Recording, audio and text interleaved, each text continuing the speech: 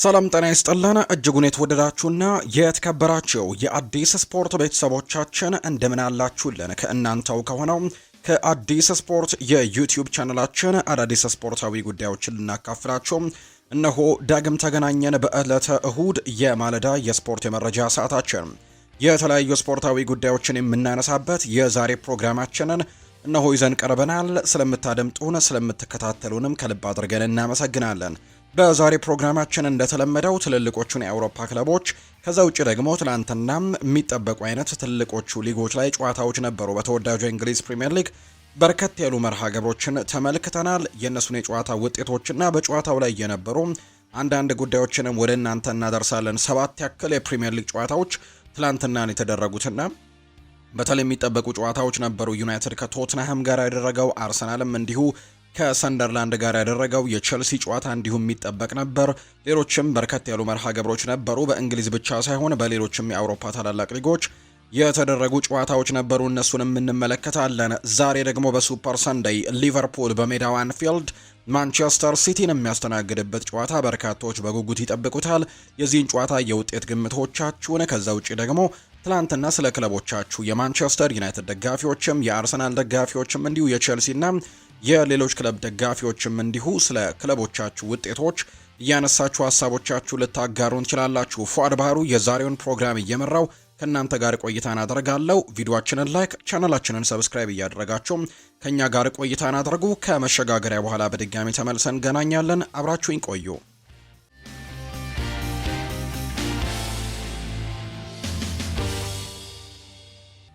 ትላንትና የተደረጉ የጨዋታ ውጤቶችን በማስቀደም ነው የምንጀምረው። የተወዳጁ የእንግሊዝ ፕሪምየር ሊግን ቅድሚያ እንሰጣለን።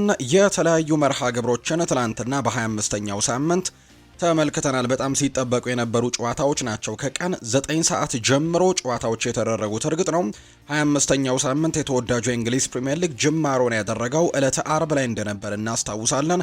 ትላንትና ግን እንዲሁ በ7 ያክል ጨዋታዎች ቀጥለው የተደረጉበት ዕለት ሆኖ ተመልክተናል። በ25ኛው ሳምንት በቅደም ተከተል እናንሳቸው። ቅድሚያ ጨዋታቸውን ያደረጉት ማንቸስተር ዩናይትድ እና ቶትንሃም ነበሩ። ይህ ጨዋታ ልክ ቀን 9 ሰዓት ከ30 ሲል በኦልድ ትራፎርድ የተደረገ መርሃ ግብር ነው። ቶትንሃም ሆትስፐርስ ባለፉት ጊዜያት በተለይ ከማንቸስተር ዩናይትድ ጋር እርስ በርስ በሚገናኙበት ሰዓት እንግዲህ ጠንከር ያለ ተሳትፎን የሚያደርግ ወይም ደግሞ ማንቸስተር ዩናይትድን በመፈተን የሚታወቅ ባለፉት የእርስ በርስ ግንኙነቶቻቸው ቶተንሃም ሞሮፍ የበላይነት የነበረው አይነት ቡድን እንደነበር እናስታውሳለን። የአምናውን የዩሮፓ ሊግ የፍጻሜ ጨዋታን ጨምሮ ባለፉት 5 ጨዋታዎች ቶተንሃም 4ቱን ያክል ማሸነፍ የቻለባቸው መርሃ ግብሮች ነበሩ። በአንጻሩ የትላንትናውን ጨዋታ ግን ለማንቸስተር ዩናይትድ እጅ የሰጠበት መርሃ ግብር ሆኖ ተመልክተናል። እርግጥ ነው የቶማስ ፍራንክ ቡድን በርከት ያሉ ተጫዋቾችን በጉዳት ምክንያት ማሰለፍ ያልቻለበትን አጋጣሚም ተመልክተናል። በአንጻሩ ማንቸስተር ዩናይትድ ደግሞ እጅግ ወጥ በሆነ አቋም እጅግ ድንቅ በሆነ ጊዜ ላይ ነው የሚገኘው። በተለይ አሰልጣኝ ማይክል ካሪክን ከሾሙ በኋላ ተከታታይ ድሎችን እያስመዘገቡ ይገኛሉ። ያስመዘገቧቸው ድሎች ደግሞ በጣም ትልልቅ የሚባሉ ናቸው። አሰልጣኝ ሩበን አሞሪም በተሰናበቱበት ጊዜና በተለይ ቡድኑን ለ6 ወርም ቢሆን በጊዜያዊ አሰልጣኝነት እንዲመሩ ማይክል ካሪክ ሲመጡና በስከሳቸው ፊት ደግሞ ያሉት ከባባድ ጨዋታዎችን ለተመለከተ ከማንቸስተር ሲቲ ጋር እንደሚጫወቱ ለተመለከተ ከአርሰናል ጋር እንደሚጫወቱ ለተመለከተና እንዲሁ ከቶትንሃም ጋር በተከታታይ ጨዋታዎችን እንደሚያደርግ ለተመለከተ ሰው ማንቸስተር ዩናይትድ ከነዚህ ጨዋታዎች በርከት ያሉ ነጥቦችን ያገኛል ብሎ ማሰብ የማይታሰብ ነበር። የማንቸስተር ዩናይትድ ደጋፊዎችም ጭምር እንኳን ብትሆኑ ከነዚህ 4 ጨዋታዎች 4ቱንም እናሸንፋለን ብሎ ማሰብ በጣም ከባድ የነበረበት ጊዜ እንደነበር እናስታውሳለን። ነገር ግን ማንቸስተር ዩናይትድ እነዚህን 4 ትልቅ የሚባሉ ጨዋታዎችን የፉልሃሙን ጨዋታ ጨምሮ ማለት ነው 4ቱንም በድል ማጠናቀቅ የቻለ ቡድንና በዚህ ሰዓት በጣም ወጥ የሆነ አቋም እያሳዩ ከሚገኙ ቡድኖች 2026 ከገባ ያልተሸነፈ ብቸኛው የፕሪሚየር ሊግ ቡድን፣ ከዛ በተጨማሪ ባለፉት 5 ጨዋታዎች ምንም አይነት ሽንፈት ያልገጠመው፣ ሌሎቹ ከ20ዎቹ ክለቦች 19ኙ ማለት ነው ቢያንስ ካለፉት 5 ጨዋታዎች አንድ ሽንፈት ገጥሟቸዋል። ነገር ግን ማንቸስተር ዩናይትድ ጥሩ የሚባል ጊዜን እያሳለፈ ነውና እንደዚህ አይነት ነገሮችን አስተናግዶ ነው የትላንትናው ጨዋታ ጅማሮን ያደረገው። በኦልድ ትራፎርድ ስቴዲየም የተደረገ መርሃ ግብር ነው። ማንቸስተር ዩናይትድ ቶትንሃም ሆትስፐርስን 2-0 በሆነ ውጤት ነው ማሸነፍ የቻለው። በትላንትናው ጨዋታ ላይ በማንቸስተር ዩናይትድ በኩል ከዚህ በፊት ባለፈው ሳምንትም ፉልሃምን ሲያሸነፉ በቋሚ አስተላለፍ ውስጥ የተጠቀሟቸውን ተጫዋቾች ነው በቋሚ አስተላለፍ ውስጥ ያካተቱት። ሴን ላሜንስ በግብ ጠባቂነት ነበር። ሉክ ሾው፣ ሊሳንድሮ ማርቲኔዝ፣ ሃሪ ማጓየር እና እንዲሁ ዲየጎ ዳሎን በቋሚ አስተላለፍ በተከላካይ ስፍራ ላይ ተጠቅመዋል። ኮቢ ማይኖ እና እንዲሁ ካሴሜሮ በተከላካይ አማካኝነት ነበሩ። ማታያስ ኩኛ፣ ብሩኖ ፈርናንዴስ፣ አማድ ዲያሎና ብሪያን ኤምቤሞ የፊት መስመሩን ሲመሩ የነበሩ ተጫዋቾች ናቸው። ማይክል ካሪክ ከመጣ በኋላ ይህንን አስተላለፍ በተደጋጋሚ እየጠቀመው እንገኛለን። እርግጥ ነው በመጀመሪያው የሲቲ ጨዋታና በሁለተኛው የአርሰናል ጨዋታ ለማይክል ካሪክ ማለት ነው በማቲያስ ኩኛ ፋንታ ፓትሪክ ዶርጉን ሲጠቀም ነበር። ነገር ግን በአርሰናሉ ጨዋታ ላይ ጉዳት ገጥሞት ከወጣ በኋላ ግን ይህንን አስተላለፍ ነው እየተጠቀመ የሚገኘው። ትላንትናም በዚሁ የጨዋታ ሲስተም ነው ወደ ሜዳ የገባው። በአንጻሩ በቶተንሃም በኩል ግን በትላንትናው ጨዋታ ላይ በጉዳት ምክንያት በርከት ያሉ ተጫዋቾችን አተባለና ሮድሪጎ ቤንታንኮር፣ ሉካስ ቤርግቫል፣ ኬቨን ዳንሶ፣ ቤን ዴቪስ፣ ሞሐመድ ኩዱስ፣ ዲያን ክሉሴቭስኪ፣ ፔድሮ ፖሮ፣ ሪቻርልሰን እነዚህን የመሳሰሉ ተጫዋቾችን በጉዳት ምክንያት ማሰለፍ ያልቻለበትን አጋጣሚ ነው የተመለከትነው አሰልጣኝ ቶማስ ፍራንክና በትላንትናው ጨዋታ ልክ ጨዋታው በጀመረ 29ኛው ደቂቃ ክሪስቲያን ሮሜሮ ካርሎስ ካሴሜሮ ላይ በሰራው ጥፋት ምክንያት በቀጥታ ቀይ ካርድ ከሜዳ የወጣበት አጋጣሚ በትልቁ የሚነሳ አጋጣሚ ነበር። በመጀመሪያው 45 የጨዋታ ክፍለ ጊዜ 38ኛው ደቂቃ ላይ ብሪያን ኤምቤሞ ጎል አስቆጠረ። ቆንጆ የነበረች ጎል ናት። በተለይ ከማዕዘን ምት እንግዲህ የተገኘ ጎል ነው። ነገር ግን ቴክኒኩን ለወጥ አድርገውት ነው ያስቆጠሩትና ብሩኖ ኳሱን ፋር ፖስት ላይ ለሚጠብቀው ኮቢ ማይኖ፣ ከዛ ኮቢ ማይኖ ደግሞ ወደ ቦክሱ ጫፍ አካባቢ ሴንተር አድርጎት ብሪያን ኤምቤሞ ኳስና መረብን በቀላሉ ነው ማገናኘት የቻለው። 38ኛው ደቂቃ ላይ ማንቸስተር ዩናይትድን ቀዳሚ ያደረገ። ሁለተኛው 45 81ኛው ደቂቃ ላይ ደግሞ እንዲሁ ብሩኖ ፈርናንዴዝ ቆንጆ የሆነች አጨራረስን በማስቆጠር ማንቸስተር ዩናይትድን ባለድር ያደረጉ ሁለት ጎሎችን ማስቆጠር የቻሉ ተጫዋቾች ናቸው። ከዛ ውጪ በርከት ያሉ ጎሎችንም ማስቆጠር የሚችሉባቸውንም አጋጣሚዎች አግኝተው ነበር። በተለይ በጨዋታው የመጨረሻው ፊሽካ ሊነፋ ሲል እንዲሁ ቤንጃሚን ሼስኮ ጎል የማስቆጠር ጥሩ አጋጣሚንም አግኝቶ የነበረበትንም አጋጣሚን የተመለከተው ዩናይትድ በአጠቃላይ በኳስ ቁጥጥሩም የጎል ሙከራዎችን በማድረጉም ረገድ የተሻለ ቡድን እንደነበር ትናንትና ተመልክተናል። 65 በመቶ የኳስ ቁጥጥር ነበረው። 23 የጎል ሙከራዎችን ያደረገው። በአንጻሩ ቶተንሃም ሆትስፐርስ ትናንትና 7 የጎል ሙከራዎችን ብቻ ነው ያደረጉት። ትላንትና የማንቸስተር ዩናይትድ የመከላከል ክፍል ከዛ በተጨማሪ ደግሞ ግብ ጠባቂውም ጭምር ስራ ያልበዛበት ቀንን ነው ትናንትና ማሳለፍ የቻለው። አንድ የኢላማውን የጠበቀ ሙከራ ብቻ ነው በትናንትናው ጨዋታ ላይ ቶተንሃሞች አድርገው የወጡት። 23 ሙከራዎችን ያደረገዋል ማንቸስተር ዩናይትዶች። ከነዚህ መካከል 10ሩ ኢላማቸውን የጠበቁ ሙከራዎች እንደነበሩ ነው የተመለከትነው። 1.79 ኤክስጂም ማስመዝግበው ነው በትላንትናው ጨዋታ ላይ መውጣት የቻሉት። በአጠቃላይ ለማንቸስተር ዩናይትድ ትላንትና እጅግ በጣም ጥሩ የነበረ ድልን ነው ማስመዝገብ የቻሉት። በመጀመሪያው ዙር እንደምናስታውሰው በቶትናም ሆትስፐርስ ስቴዲየም ጨዋታውን በአቻ ውጤት ማጠናቀቃቸው እናስታውሳለን። ትላንትና ዩናይትድ አሸንፏል። 4 ተከታታይ ድልም ያስመዘገበበትን ውጤት ነው ማምጣት የቻለውና በደረጃ ሰንጠረዡ ላይ ቶፕ 4 ውስጥ ለማጠናቀቅ እጅግ በጣም የሚረዳው አይነት ውጤትን ነው በትላንትናው ጨዋታ ላይ አስመዝግቦ መውጣት የቻሉ። አሁን ላይ ለአራተኛነት ብቻ ሳይሆን ለሶስተኛነት የቀረበበትንም ውጤት ነው ትላንትና የተመዘገበው። በተለይ ሶስተኛ ደረጃ ላይ የሚገኘው አስተን ቪላ ትላንትና ነጥብ መጣሉን ተከትሎ ማንቸስተር ዩናይትድ ለሶስተኛነት የቀረበ አይነት ቡድን እየሆነ እንደሚገኝ እየተመለከተን እንገኛለን። ትላንትና ቶተንሃም ሆትስፐርስን ማሸነፍ የቻሉበት መርሃ ግብር ሆኖ የተጠናቀቀ ጨዋታ እንደሆነ ነው የተመለከትነው። በአጠቃላይ ከትላንትናው ጨዋታ በኋላ በርከት ያሉ ሀሳቦችም ጭምር እየተነሱ ይገኛሉ። ከማንቸስተር ዩናይትድ ድል በኋላ ማንቸስተር ዩናይትድ ትላንትና አራተኛ ተከታታይ ድሉን አስመዝግቧል። በጨዋታው ላይ ካርሎስ ካሴሜሮ 100ኛ የፕሪሚየር ሊግ ጨዋታውን ያደረገው። ብሩኖ ደግሞ ለማንቸስተር ዩናይትድ በሁሉም ውድድሮች 200ኛ የጎል ተሳትፎን ማድረግ የቻለበትንም አጋጣሚ ተመልክተናል። ይህም ፈጣን 200 የግብ አስተዋጽኦችን በማንቸስተር ዩናይትድ በማድረግ ከዌይን ሩኒ በመቀጠል ሁለተኛ ደረጃ ላይ መቀመጥ ችሏል። ብሩኖ ባለፉት 9 ጨዋታዎች ደግሞ 12 የጎል ተሳትፎችን ማድረግ ችሏል። ወይ ጎል ወይ አሲስት ያደርጋል። ባለፉት 9 ጨዋታዎች 12 የጎል ተሳትፎችን ማድረግ የቻለበትን አጋጣሚ ነው የተመለከተው። በቀጣይ ማንቸስተር ዩናይትድ ዕለተ ማክሰኞ ከዌስትሃም ዩናይትድ ጋር ነው 26ኛው ሳምንት የተወዳጁ የእንግሊዝ ፕሪሚየር ሊግ መርሃ ግብሩን የሚያደርገው። ከጨዋታው በኋላ ማይክል ካሪክ ይናገራል። ስለ ጨዋታዎችም ወይም ደግሞ ስለ በቡድኑ ላይ ጥሩ ጅማሮችን ስለማድረጉም ተጠይቆ ምላሹን ሲሰጥ እዚህ ያለኝ ቦታና ኃላፊነቴም ሙሉ በሙሉ ተገንዝቤያለሁ፣ ስኬታማ መሆንም እንፈልጋለን ሲል ነው የተናገረው ማይክል ካሪክ። እኔ ወይም ሌላ ሰው በአሰልጣኝነት ሊሾም ይችላል። አመቱ መጨረሻ ላይ ከዚህ የውድድር ዘመን ማብቂያ በኋላ ግን ክለቡ ስኬታማ እንዲሆን ነው የምፈልገው። በዚህ ሰዓት ይህንን መቆጣጠር ግን አልችልም ብሏል። የሚፈጠረውን እናያለን። ቡድኑን ለማሻሻል ማንቸስተር ዩናይትድን ለማጠናከር ለመቀጠልና በቋሚነት ለመራመድም የመሞከር ጉዳይ ላይ ነን ብሏል። በአጭር ጊዜ ውስጥም የሚመጡ ውጤቶች ምንም ነገር አይቀይሩም ሲልም ጭምር ተናግሯል። ሁሉም ነገር በጣም ጥሩ ስለሆነ ወይም ደግሞ አንዳንድ ነገሮች ስላሉ ብቻ በግድ የለሽ ሁኔታ ምላሽ መስጠት አንችልም። እግር ኳስ በጣም ፍጥነት ሊለወጥ የሚችል ነገር እንደሆነ ታውቃላችሁ። ስለዚህ መረጋጋትና ማድረግ ያለብን ነገር ላይ አተኩረን መስራት ይኖርብናል ሲልም ጭምር ነው ማይክል ካሪክ ከትላንትናው ድል በኋላ ጭምር እንዲሁም ሀሳቡን የሰጠው። ኦዌን ሃርግሬቭስ የሰጠውን ሀሳብ እንመልከት። በተለይ በማይክል ካሪክም እየተመራ የሚገኘውን ማንቸስተር ዩናይትድን በተመለከተ ኦዌን ሃርግሬቭስ ሲናገር እግር ኳስ ተመልሷል ሲልም ነው ሀሳቡን የሰጠውና በርካቶችንን ሀሳብ ተጋርተውታል። በማንቸስተር ዩናይትድ እግር ኳስ እንደተመለሰ ነው በርካቶች እያነሱ የሚገኙት። ካሪክ ስለ ኮቢ ማይኖም አንስተዋል። ኮቢ ከመጀመሪያው ጊዜ ጀምሮ ለቡድኑ ምን ሊያበረክት እንደሚችል የማውቅ ሰው ነበርኩኝ። ወደ ቡድኑ እንደምመለሰውም እያሰብኩ ነበር። ስመጣ ከክለቡ እይታ አንጻር ተጫዋቾችን ማፍራት፣ ወደ ቡድኑ ውስጥ መመለስና በክለብ ውስጥም ስኬታማ ህይወት እንዲኖራቸው ማድረግ በጣም ጥሩ ነገር ነው። ሁሉም ነገር በኮቢ ላይ እንግዲህ አልጥልም። አሁን ላይ አስደናቂ ብቃት ላይ እንደሚገኝ ያውቃለሁ። እናም በዚሁ እንደሚቀጥልም ተስፋ አደርጋለሁ ሲልም ጭምር ነው የተናገረው።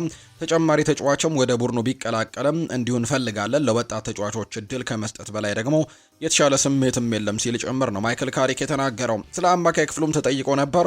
እውነት ለመናገር ለነሱ ብዙም ማስተምራቸው ነገሮች ያልነበሩኝም። ካሴሜሮና ሜኖ እጅግ አስደናቂ የሆነ አጨዋወት የሚከተሉ አይነት ተጫዋቾች ናቸው። እኛ ያደረግነው ደግሞ ኳስን ወደፊት በማድረሱ ሂደት ላይ ጥቂት ጥቃቅን ማሻሻያዎችን ማድረግ ብቻ ነው። ዋናውና ትልቁ ነገር ግን መተማመን ነው። ለነሱ የሚያስፈልጋቸው ተሰጥኦዎች እንዳሏቸው የሚያሳዩ አይነት ተጫዋቾች ናቸው። ነፃነትን መስጠት ብቻ ነው ለነዚህ ተጫዋቾች የሚያስፈልገው ሲልም ጭምር እንዲሁ የተናገረውና ለነዚህ ሁለት ተጫዋቾች በአማካይ ስፍራ ላይ ለሚሰለፉት ተጫዋቾች የተለየ ነገርን ማሳየት አልተጠበቀብንም ነበር። ወደፊት ኳሱን በማሻገር ረገድ ላይ ብቻ እንዲረዱን ነው ማድረግ የቻልነው እንጂ ሁለቱም በጣም ምርጥ የሚባል ኳሊቲ ያላቸው ተጫዋቾች ናቸው ሲል ካሪክ ይናገራል። ነገሮች በጥሩ ሁኔታ እየሄዱ ነው። ተጫዋቾች በጥሩ ላይ ናቸው። እናም ለማሸነፍም የበለጠ ተረበዋል። ይህ ቦታ አንዳንድ ጊዜ አስማታዊ ሊሆን ይችላል። ከዚህ የተሻሉ ነገሮችን እንደሚመጡም ተስፋ አደርጋለሁ ብሏል ካሪክ ሲናገር። ስለ ብሩኖ አንዳንድ ጉዳዮችን ሲያነሳ ብሩኖ ማንቸስተር ዩናይትድን የሚወክል ተጫዋች ነው። የቡድን ተጫዋች ሲሆን ለቡድኑ ደግሞ እጅግ ብዙ ነገሮችን ማበርከት የሚችል በጣም ድንቅ ተሰጥኦ ያለው ተጫዋችም እንደሆነ ጭምር እረዳለሁ ሲል ይናገራል ካሪክ። እንዲሁ ኤምቤሞም ትላንትና ጎል አስቆጥሮ ነበር። ከኤምቤሞ ጋርም አያይዞ ሀሳቡን አጋርቷል። ከጆኒ ኢቫንስ ጋር ለረጅም ሰዓት አብረው ይሰራሉ። እናም የልፋታቸውን ውጤት ደግሞ እየተመለከትን እንገኛለን ሜዳ ላይ ሲል ማይክል ካሪክ ተናግሯል። ማይክል ካሪክ ይቀጥልና ብሩኖ ወጥነት ያለው ተጫዋች ነው። ሁልጊዜም ክለቡ በሚፈልገው ሰዓትም የሚገኝ አይነት ስለ ክለቡ በጣም ያስባል። ሌሎች ተጫዋቾችም ጥሩ እንዲሰሩ ሜዳ ላይ ይረዳቸዋል። የተለያዩ ቦታዎች መጫወት የሚችል አይነት ተጫዋች ነው። በተለያዩ አጋጣሚዎችም ልዩነት መፍጠር የሚችል ብቸኛው ተጫዋች ነው ብዬ ማንሳት እችላለሁ ሲልም ነው የተናገረው። ማይክል ካሪክ ይቀጥልና እዚህ መገኘት ለኔ ትልቅ እድል ነው። ማንቸስተር ዩናይትድን ማሰልጠንም ትልቅ ህልም ነው። ተጫዋቾች ለተጋጣሚያቸው ተገቢውን ምላሽ ሰጥተዋል። እርስ በርስም በጣም ጥሩ የሚባል ግንኙነት የነበራቸው። በደረጃ ሰንጠረዡ ላይ የት እንደምናጠናቀቅ ሁሉም የሚጠብቀው ጉዳይ ይመስለኛል። እናም ደግሞ ወደፊት የምንመለከተው ጉዳይ ነው። በተቻለ መጠን ብዙ ግጥሚያዎችን ማሸነፍ ነው የምንፈልገው። ለራሳችን ምንም ገደብ ማስቀመጥ አንፈልግም ሲል ማይክል ካሪክ ይናገራል። ሁሌም ቢሆን ስቴዲየሙ በደስታ ተሞልቶ ማየትና ደጋፊዎች በጥሩ ስሜትም ሲወጡ መመልከት ለእኔ ከምንም በላይ ትልቅ እርካታን ይሰጠኛል ሲልም ተናግሯል። ማይክል ካሪክ ከትላንትናው ጨዋታ በኋላ ሀሳቡን ሲያነሳ እንዲሁ ሌሎችም በርከት ያሉ ሰዎች ሀሳቦቻቸውን ሰጥተዋል። ለምሳሌ ያክል የአርሰናሉ ሌጀንድ ኢያን ራይት ከትላንትናው ጨዋታ በኋላ ሲናገር ማንቸስተር ዩናይትድ ሩበን አሞሪምን ማሰናበትና ካሪክን መቅጠር የነበረበት ከ2 ወራት በፊት ነበር። ይህን ለዋንጫ ይፎካከሩ ነበር ያንን አድርገው ቢሆን ኖሮ ሲልም ጭምር ነው ኢያን ራይት የተናገረው። ቀደም ብዬ እንደገለጽኩላችሁ የማንቸስተር ዩናይትዱ ተጫዋች ብሩኖ ትላንትና 200ኛ የጎል ተሳትፎን ነው ማድረግ የቻለውና ፈጣን በመሆንም በሁለተኛነት ተቀምጧል ብያችኋለሁ። 200 የጎል አስተዋጽኦችን በማድረግ በማንቸስተር ዩናይትድ ሁለተኛው ፈጣኑ ተጫዋች ነው። አንደኛው ተጫዋች ዌይን ማርክ ሩኒ ነው። ዌይን ማርክ ሩኒ 200 የጎል አስተዋጽኦችን ለማድረግ የፈጀበት የጨዋታ ርዝማኔ 295 ጨዋታዎች ናቸው። በአንጻሩ ብሩኖ ትላንትና በ314ኛው ጨዋታ ነው ለማንቸስተር ዩናይትድ 200 የጎል አስተዋጽኦችን ማድረግ የቻለበትን ቁጥር ላይ መድረስ የቻለው። ብሩኖ ይናገራል። ካሪክ ትክክለኛውን ሀሳብ ይዞ ነው ወደ ማንቸስተር የመጣው። ለተጫዋቾችም በሜዳ ላይ ኃላፊነትን ነፃነትንም ጭምር ይሰጣል። በሁሉም ነገር በጣም ጥሩ ነው። ገና ያኔም የስታፍ አባል በነበረበት ወቅትም ምርጥ አሰልጣኝ እንደሚሆንም ተናግሬ ነበር። እሱ ያንን ነገር እያሳየን ነው ሲልም ጭምር ነው የተደመጠው። ከዚህ በፊትም እንዲሁ በጊዜያዊ አሰልጣኝነት ቡድኑን መርቶ እንደነበርና እንዲሁ ጨዋታዎችንም ሲያሸንፍ እንደነበር የምናስታውሰው ነው። ያኔም ቢሆን አውቅ ነበር ሲልም ነው ብሩኖ ፈርናንዴዝ የተናገረው። ጨዋታዎችን እያሸነፍን ስለሆነ አሁን ያለው ስሜት የተለየ ነው። ለደጋፊዎቻችን ይህንን ደስታ በመስጠትም በጣም ደስተኞች ሆነናል ብሏል ብሩኖ። ስለ ማይክል ካሪክ ይቀጥላል። እሱ ወደፊት ታላቅ አሰልጣኝ እንደሚሆን እርግጠኛ መሆኔን ነግሬው ነበር። አሁን ደግሞ ያንን በተግባር እያሳየኝ ይገኛል ብሏል። እኛም ደግሞ እሱ ታላቅ መሆኑን ማሳየት እንፈልጋለን፣ እንዲሁም እኛም ጥሩ ተጫዋቾች መሆናችንን በተግባር ለማስመስከር እንጥራለን ብሏል። እንግዲህ ብሩኖ ነው ስለ ማይክል ካሪክ ሀሳቦቹን ሲያጋራም የተናገረው። ኦውነሃር ግሬቭስ ስለ ብሩኖ ጎል ይናገራል። በዓለም ላይ እንደዚህ አይነት ግብ ማስቆጠር የሚችሉ ጥቂት ተጫዋቾች ብቻ ናቸው። እሱ ግን ከውጪ ለሚያየው ሰው ግቧን በጣም ቀላል እንድትመስል አድርጎ ነው ያስቆጠራትና በጣም አስደናቂ ጎል ነበረች። ይህንን ማድረግ የሚችሉት በጣም በጣት የሚቆጠሩ ጥቂት ተጫዋቾች ካልሆኑ በስተቀር ይህንን ማድረግ አይችሉም ሲል ነው የተናገረው። ኦውነሃር ግሬቭስ ስለ ብሩኖ ጎል ሲናገር ኦውነሃር ግሬቭስ ስለ ኮቢ ማይኖ ይናገራል። መጥፎ ጨዋታ ሲጫወት አይቼው አላውቅም። እንዲህ ያለ ልዩ ተሰጥኦ ያለው ተጫዋች መሆኑን ማመን ይከብዳል። ከውጪ ለሚያዩ ሰው ግን ሜዳ ውስጥ የሚጫወተው ልክ ከጓደኞቹ ጋር መናፈሻ ውስጥም ለመጫወት የወጣ ይመስል ዘና ብሎ ነው የሚጫወተው ሜዳ ላይ። ይህም ደግሞ በጣም አስደናቂ ተጫዋች እንደሆነ ያስመሰክራል ሲልም ጭምር ነው የተናገረው። ብሩኖ ትኩረታችን የሚቀጥለው ጨዋታ ላይ ነው ብለዋል። 4 ተከታታይ ድሎችን ያስመዝግበናል። ይህም ደግሞ በጣም አሪፍ የሚባል ነው። ነገር ግን በቀጣይ 5 እና 6 እያለን መቀጠል ይኖርብናል ሲልም ጭምር ነው የተናገረው። የመጨረሻው ከማንቸስተር ዩናይትድ የትላንትናው ድል ጋር አያይዘን የምናነሳው የኤምቤሞን አስተያየት ነው። ይህንን ነገር በካሪንግተን ተለማምደነው ነበር የማዕዘን ምቱን፣ ነገር ግን በልምምድ ወቅት ያን ያክል ሊሳካልን አልቻለም። በወቅቱ ኳሷን ወደ ሰማይ ነበር የሰቀልኳት። ከሁሉም በላይ ዋናው ነገር ዛሬ ሁሉንም ነገር አስተካክለን አድርገነዋል። በጎሉም በጣም ደስተኛ ነኝ ብሏል ኤምቤሞ ሲናገር። አዲስ ነገር ይዤ የምመጣበት ጊዜ አሁን ነው። ይሄኛው የደስታ አገላለጽ ብዙ ጊዜም አይታችሁታል። ስለዚህ ሌላ አስደማሚ የሆነ ደስታ አገላለጽን እንፈልጋለን ሲልም ጭምር ነው የተናገረው ብሪያን ኤምቤሞ። በአጠቃላይ ማንቸስተር ዩናይትድ ትላንትና ቶተንሃም ሆትስፐርስን 2-0 በሆነ ውጤት በማሸነፍም እንግዲህ 4ኛ ተከታታይ ድሉን ማስመዝገብ የቻለበት መርሃ ግብር ሆኖ ተጠናቋል።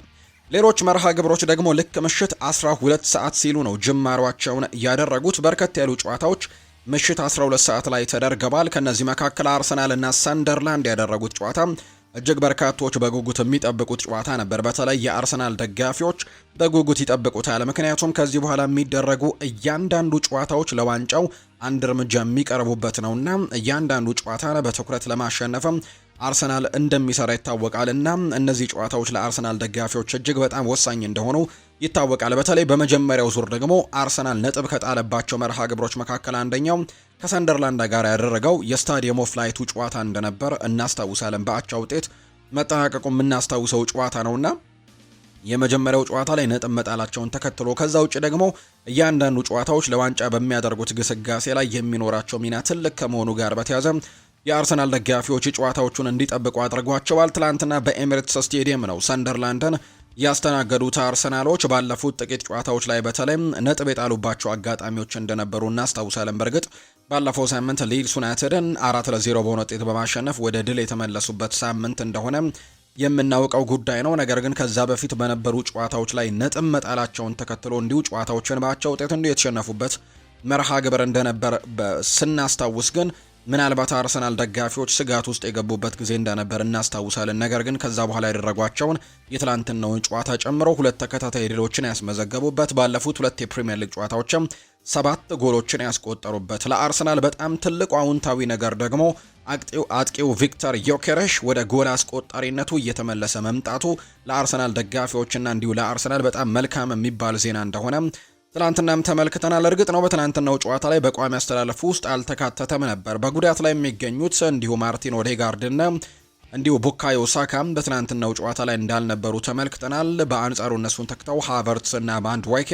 በቋሚ አስተላለፍ ውስጥ ተካተዋል። ዳቪድ ራያ በግብ ጠባቂነት ነበር። ከጉዳት መልስ ሪካርዶ ካላፊዮሪ፣ ጋብሪኤል ማጋሌሽ፣ ዊሊያም ሳሊባ እና ጁሊያን ቲምበር በጨዋታው ላይ በቋሚ አስተላለፍ ውስጥ ትናንትና ተካተዋል። በአማካይ ስፍራ ላይ ዴክላን ራይስ፣ ማርቲን ዙቢሜንዲ እና ካይ ሃቨርትስ በቋሚ አስተላለፍ ውስጥ ነበሩ። ትሮሳርድ፣ ጋብሪኤል ሄሱስ እና ኖኒ ማንድዌኬ በቋሚ አስተላለፍ ውስጥ ትላንትና በአርሰናል በኩል የተመለከትናቸው ተጫዋቾች ናቸው። በአንጻሩ ቪክተር ዮኬሬሽ ትላንትና ጋብሪኤል ሄሱስን ነው ተክቶ የገባው። እንዲሁ ጋብሪኤል ማርቲኔሊ ተቀይሮ የገባበትን አጋጣሚ ተመልክተናል።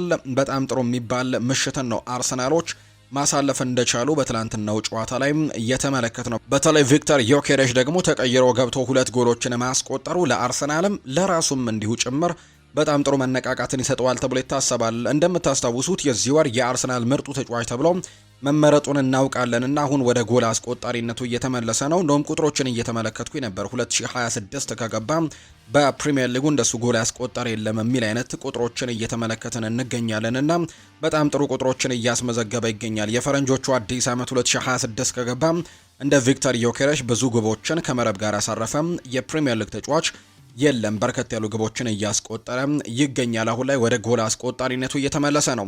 42ኛው ደቂቃ ላይ ነበር ማርቲን ዙቢሜንዲ ትናንትና ቆንጆ የነበረች ጎልን መሬት ለመሬት ከቦክስ ውጪ መቶ ማስቆጠር የቻለው አርሰናልንም መሪ አድርጎ የመጀመሪያው 45 የጨዋታ ክፍለ ጊዜ እንዲጠናቀቅ አደረገ። ከዛ ውጪ ግን ቪክተር ዮኬሬሽ 66ኛው ደቂቃና 93ኛው ደቂቃ ላይ ያስቆጠራቸው ግቦች ደግሞ የአርሰናልን አሸናፊነት ወደ 3-0 ከፍ አድርጎታል። በተለይ ካይ ሃቨርትስ ትላንትና አሲስት ያደረገበት አጋጣሚን ተመልክተናል። ከጉዳት መልስ 4ኛ አሲስቱን ነው ትላንትና ማድረግ የቻለው። ከዛ ውጪ ደግሞ ቪክተር ዮኬሬሽ በመጨረሻዎቹ ደቂቃዎች ላይ ላስቆጠረው ለራሱ 2ኛ ጎል፣ ለአርሰናል 3ኛ ጎል ላይ ደግሞ ጋብሪኤል ማርቲኔሊ የጎላ ሚናንም በዚህ ኳስ ላይ ተጫውቷል። ፍጥነቱን ተጠቅሟል። ጥሩ አሲስትንም ጭምር ማድረግ የቻለበትን አጋጣሚ የተመለከት ነው። በአጠቃላይ ለአርሰናል በጣም ጥሩ የነበረ ምሽትን ትላንትና አሳልፈዋል ብሎ ማንሳት ይቻላል። ተመጣጣኝ አይነት የኳስ ቁጥጥር ነበር በሁለቱም በኩል 50-50 የሆነ የኳስ ቁጥጥርን ተመልክተናል። ነገር ግን በጎል ሙከራዎች ረገድ ግን አርሰናል የተሻለው ቡድን ነበር። 16 የጎል ሙከራዎችን ነው በትናንትናው ጨዋታ ላይ ያደረገው አርሰናል። 5ቱ ኢላማቸውን ጠብቀውለታል። በአንጻሩ በሰንደርላንድ በኩል 5 ሙከራዎችን ብቻ ነው የተመለከትነው። 1.5 ኤክስጂን ሲያስመዘግብ አርሰናል 0.19 ነበር ትላንትና ሰንደርላንዶች ያስመዘገቡት በኤክስጂ ወይም ደግሞ በኤክስፔክትድ ጎልስ እና አርሰናሎች የትላንትናውን ጨዋታ ማሸነፍ የቻሉበት እንዲሁም ለዋንጫው ደግሞ አንድ እርምጃ ወደ መቅረቡም እየሄዱ የሚገኙበትን ውጤቶች ነው እያስመዘገቡ የሚገኙት። አሁን ላይ 25ኛው ሳምንት መርሃ ግብሮች ናቸው የተደረጉት። አሁን 13 ያክል ጨዋታዎች ይቀራሉና ካውንት ዳውን እንደተጀመረ ይታወቃል በአርሰናል ደጋፊዎች ዘንድና ቀጣዮቹ ጨዋታዎች በትልቁ የሚጠበቁ ናቸው። ማንቸስተር ሲቲ ጨዋታውን አለማድረጉን ተከትሎ ዛሬ ነው ጨዋታውን የሚያደርገውና ማንቸስተር ሲቲ ጨዋታውን እስኪያደርግ ድረስ ደግሞ ሁለቱ ቡድኖች ያላቸው የነጥብ ልዩነት ወደ 9 የሰፋበት አጋጣሚን ጭምር የተመለከትነው። ዛሬ ማንቸስተር ሲቲ ላይ የተወሰኑ ጫናዎችን ያደርጋል ተብሎ ይጠበቃል። በተለይ ደግሞ ከሊቨርፑል ጋር ጨዋታው እንደመደረጉ አንፊልድ ላይ እንደመሆኑ ጠንከር ያለ ፉክክር ይጠብቃልና አርሰናል የ9 ነጥብ ልዩነቱን ምናልባት አስፍቶ ሊያመራ የሚችልበት እድል ይኖረዋል ወይ የሚሉ በርከት ያሉ ሀሳቦች እየተነሱ ነው። የዛሬው የሊቨርፑልና የማንቸስተር ሲቲ ጨዋታ ግን በጣም በትልቁ እንዲጠበቅ ያደረገው ሆኗል። አርሰናሎች 56 ነጥቦችን ነው መሰብሰብ የቻሉት። በቀጣይ ደግሞ ሐሙስ ዕለት ነው ከብሬንትፈርድ ጋር ጨዋታቸውን የሚያደርጉት። ብሬንትፈርድ ጥሩ የሚባል ደረጃ ላይ የሚገኝ አይነት ቡድን ነው። ያለፉትን 2 ጨዋታዎች ማሸነፍ ችሏል። ባለፈው ሳምንት አስቶን ቪላን ማሸነፍ ችሏል። በዚህ ሳምንት ደግሞ ትላንትና ኒውካስል ዩናይትድን ያሸነፈ ቡድን ነውና በቀጣይ ከአርሰናል ጋር ትልቅ ፉክክር ያደርጋል ተብሎ ይታሰባል። ይህ ጨዋታ በጂቴክ ኮሚኒቲ ስቴዲየም እንደሚደረግ ደግሞ ይታወቃልና ትልቅ ፉክክር ይኖረዋል ተብሎ ይታሰባል። የቀጣዩ ሳምንት ሐሙስ የሚደረገው የብሬንትፈርድና የአርሰናል ጨዋታ የፈረንጆቹ አዲስ ዓመት ከገባ ማለትም 2026 ከገባ ዛሬ ፌብሩዋሪ 8 ላይ እንገኛለንና እስካሁን ድረስ እንደ ቪክተር ዮኬሬሽ በርከት ያሉ ጎሎችን ማስቆጠር የቻለ ተጫዋች የለም። በቀዳሚነት ተቀምጧል። ሚኬል አርቴታ ቪክተር ዮኬሬሽ የግብ ድርቅ አጋጥሞት በነበረ ሰዓት አንድ ሀሳብን ተናግሮ ነበርና የሀሳቡ አሁን ላይ እየተፈጸመ ያለ ነው የሚመስለው። ልክ በቅድመ ውድድር ዘመን ዝግጅቱ ላይ ዝውውሩ ሲደረገም በዝውውሩ ምክንያት በቂ ዝግጅትን በቅድመ ውድድር ዘመን ዝግጅት ላይ አላደረገም ነበርና መቸገሩ ያለ ነገር ነው ሲሉ ተናግረው ነበር። ነገር ግን በሁለተኛው የውድድሩ አጋማሽ ወይም ደግሞ በውድድር ዓመቱ ሁለተኛው አጋማሽ ላይ በፕሪሚየር ሊጉ ላይ ራሱን የሚያሳይበት እድልን እንደሚያገኝና ራሱን በደንብ የሚያሳይበት ጊዜ እንደሚሆን የመጀመሪያዎቹ የግማቹ ሲዝን ግን ከቡድኑ ጋር ራሱን የሚያላምድበት ጊዜ እንደሚሆን ሚኬል አርቴታ ያኔ ዝውውሩ በተፈጸመ ጊዜ ተናግሮ ነበርና አሁን ላይ ያ ነገር እየተፈጸመ ይገኛል። ቪክተር ዮኬሬሽ አሁን ላይ 8 ጎልና 8 አሲስቶችን ባለፉት 8 ጨዋታዎች አድርጓል። 8 የጎል ተሳትፎችን ያደረገው በአጠቃላይ ጎልና አሲስቱ ሲደመር 8 ጎል ፕላስ አሲስት ማድረግ ችሏል። ባለፉት 8 ጨዋታዎችና ጥሩ ነገሮችን እያስመዘገበ ነው። አርቴታ ሊቨርፑል ከማንቸስተር ሲቲ ጋር ዛሬ ጨዋታውን ያደርጋልና ይህንን ጨዋታ ትመለከታለህ የሚል ጥያቄ ቀርቦለት ነበር። ከትላንትናው ጨዋታ በኋላ ሲጠየቅ ምላሹን ሰጥቷል። ዛሬ ማታ ቆንጆ ራት እበላለሁ፣ ከዛ ደግሞ ነገ ለብሬንትፈርዱ ጨዋታ መዘጋጀት እጀምራለሁ። በጣም ከባድ ጨዋታ ይሆናል፣ እስከዛው ድረስ ግን ትልልቅ ጨዋታዎችን እመለከታለሁ ሲል ነው ሚኬል አርቴታ የተናገረው። ቪክተር ዮኬሬሽም ሀሳቡን ሰጥቷል። አዎ ከነሱ ጋር በጣም ጥሩ ቡድን ናቸው ብዬ አስባለሁ። በጣም ጠንካራና በአየር ላይ ኳሶችም ጥሩ ናቸው። ስለዚህም ሁልጊዜም ከነሱ ጋር ፍልሚያ ውስጥ መግባት አይቀርም። አንዳንድ ጥሩ እድሎችን ፈጥረናል፣ ነገር ግን በአጠቃላይ በጥሩ ሁኔታ ተከላክለናል ብዬ አስባለሁ። ከዚያም 3 ጎሎችን ስናስቆጠር ጥሩ ውጤት ሆኗል። እኔም ደግሞ ጎል በማስቆጠር እጅግ በጣም ተደስቻለሁ ሲልም ጭምር ነው የተናገረው ቪክተር ዮኬሬሽ በትላንትናው ጨዋታ ላይ ጎል ካስቆጠረ በኋላ። ሌላኛው አርቴታ ስለ ቪክተር ዮኬሬሽ ሲናገር እሱ ለቡድኑ እየሰጠ ባለው ግልጋሎት ጨዋታዎችን በተቀያሪነት ሲጀምር በሚያሳየው ጥሩ ጸባይና በአጨራረሱም እጅግ በጣም ደስተኛ ነኝ ብሏል። ትናንትና ከተቀያሪ ወንበር ነው ቪክተር ዮኬሬሽ ጨዋታውን የጀመረውና ጸባዩ በጣም ጥሩ ነው። ስለዚህ አጨራረሱም ደስተኛ ነበርኩኝ።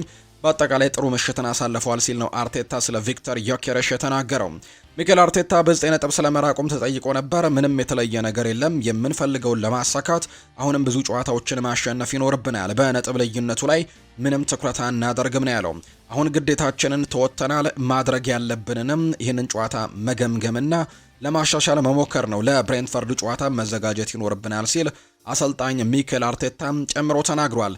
ከኮርና ጎል ባለማስቆጠራችን በዚህኛው ጨዋታ ግን በጣም ተናድጃለሁ ሲልም ጭምር ነው የተናገረው። ሚኬል አርቴታ ፈገግ በማለት ነው ይህንን ሀሳብ እንደሰጠም የተመለከትነው። በትላንትናው ጨዋታ ላይ በክፍት ጨዋታዎች የተቆጠሩ ጎሎች ናቸው ያስቆጠሩት የትላንትናው መርሃ ግብር ላይና በዚህ ምክንያትም ከክፍት ጨዋታ ጎል ባለማስቆጠራችን ተበሳጭቻለሁ ሲል የቀልድ አይነት ሀሳቡን ትላንትና አሰልጣኝ ሚኬል አርቴታ ሰጥቷል። በአጠቃላይ አርሰናል ጨዋታውን ማሸነፉን ተከትሎ አሁን ላይ የሊጉን የደረጃ ሰንጠረዥ መምራቱንም ማጠናክሮ የቀጠለበትን ውጤት ነው ማምጣት የቻለው። በተለይ ሲቲ ዛሬ ጨዋታውን እስኪያደርግ ድረስም የነጥብ ልዩነታቸውን ወደ 9 ማስፋት የቻሉበት መርሃ ግብር ሆኖ ነው የተጠናቀቀው። 3-0 በሆነ ውጤት ነው ሰንደርላንድን ትናንትና ያሸነፈው። ሌሎች በርከት ያሉ ጨዋታዎችን በተመሳሳይ ምሽት 12 ሰዓት ላይ ተደርገዋል።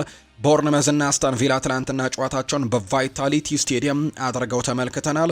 ይህ ጨዋታ 1-1 በሆነ አቻ ውጤት ነው የተጠናቀቀው። በተለይ ለዋንጫ ፉክክሩ ከሚገመቱ ቡድኖች መካከል አንደኛው ነበር። አስተን ቪላ በተከታታይ 11 ጨዋታዎችን ያሸነፉባቸው ሳምንታት ነበሩና ያኔም ለዋንጫው ጭምር ከሚገመቱ ቡድኖች መካከል አንደኛው ሆኖ ነበር። ነገር ግን አሁን ላይ ወደ መንሸራተቱ እየሆኑ ይገኛሉ። ባለፉት ተከታታይ ጨዋታዎችም ነጥብ እየጣሉ ይገኛሉ። ባለፈው ሳምንት ጭምር ተሸንፈው እንደነበር እናስታውሳለን። የአሰልጣኝ ኡናይ ኤምሪ ቡድን ካለፉት 5 ጨዋታዎች ማሸነፍ የቻለው አንድ መርሃ ግብር ብቻ ነው። 2 ተሸንፈው 2 በአቻ ውጤት ያጠናቀቀባቸው መርሃ ግብሮችን ተመልክተናልና ትላንትና ከቦርንመዝ ጋር ያደረገውንም ጨዋታ በአቻ ውጤት ነው ያጠናቀቀው። ሞርጋን ሮጀርስ 22ኛው ደቂቃ ላይ ቡድኑን ቀዳሚ አድርጎ የነበረ ቢሆንም ራያን ባስቆጠረው ጎል ግን ቦርንመዞች ጨዋታውን 1-1 በሆነ ውጤት ማጠናቀቅ ችለዋል። በዚህም አስተን ቪላና ቦርንመዝ ጨዋታቸውን በአቻ ውጤት እንዲያጠናቅቁም አድርጓቸዋል። ሌላኛው ቼልሲ ነው ትላንትና ጨዋታውን እንዲሁ ያደረገው።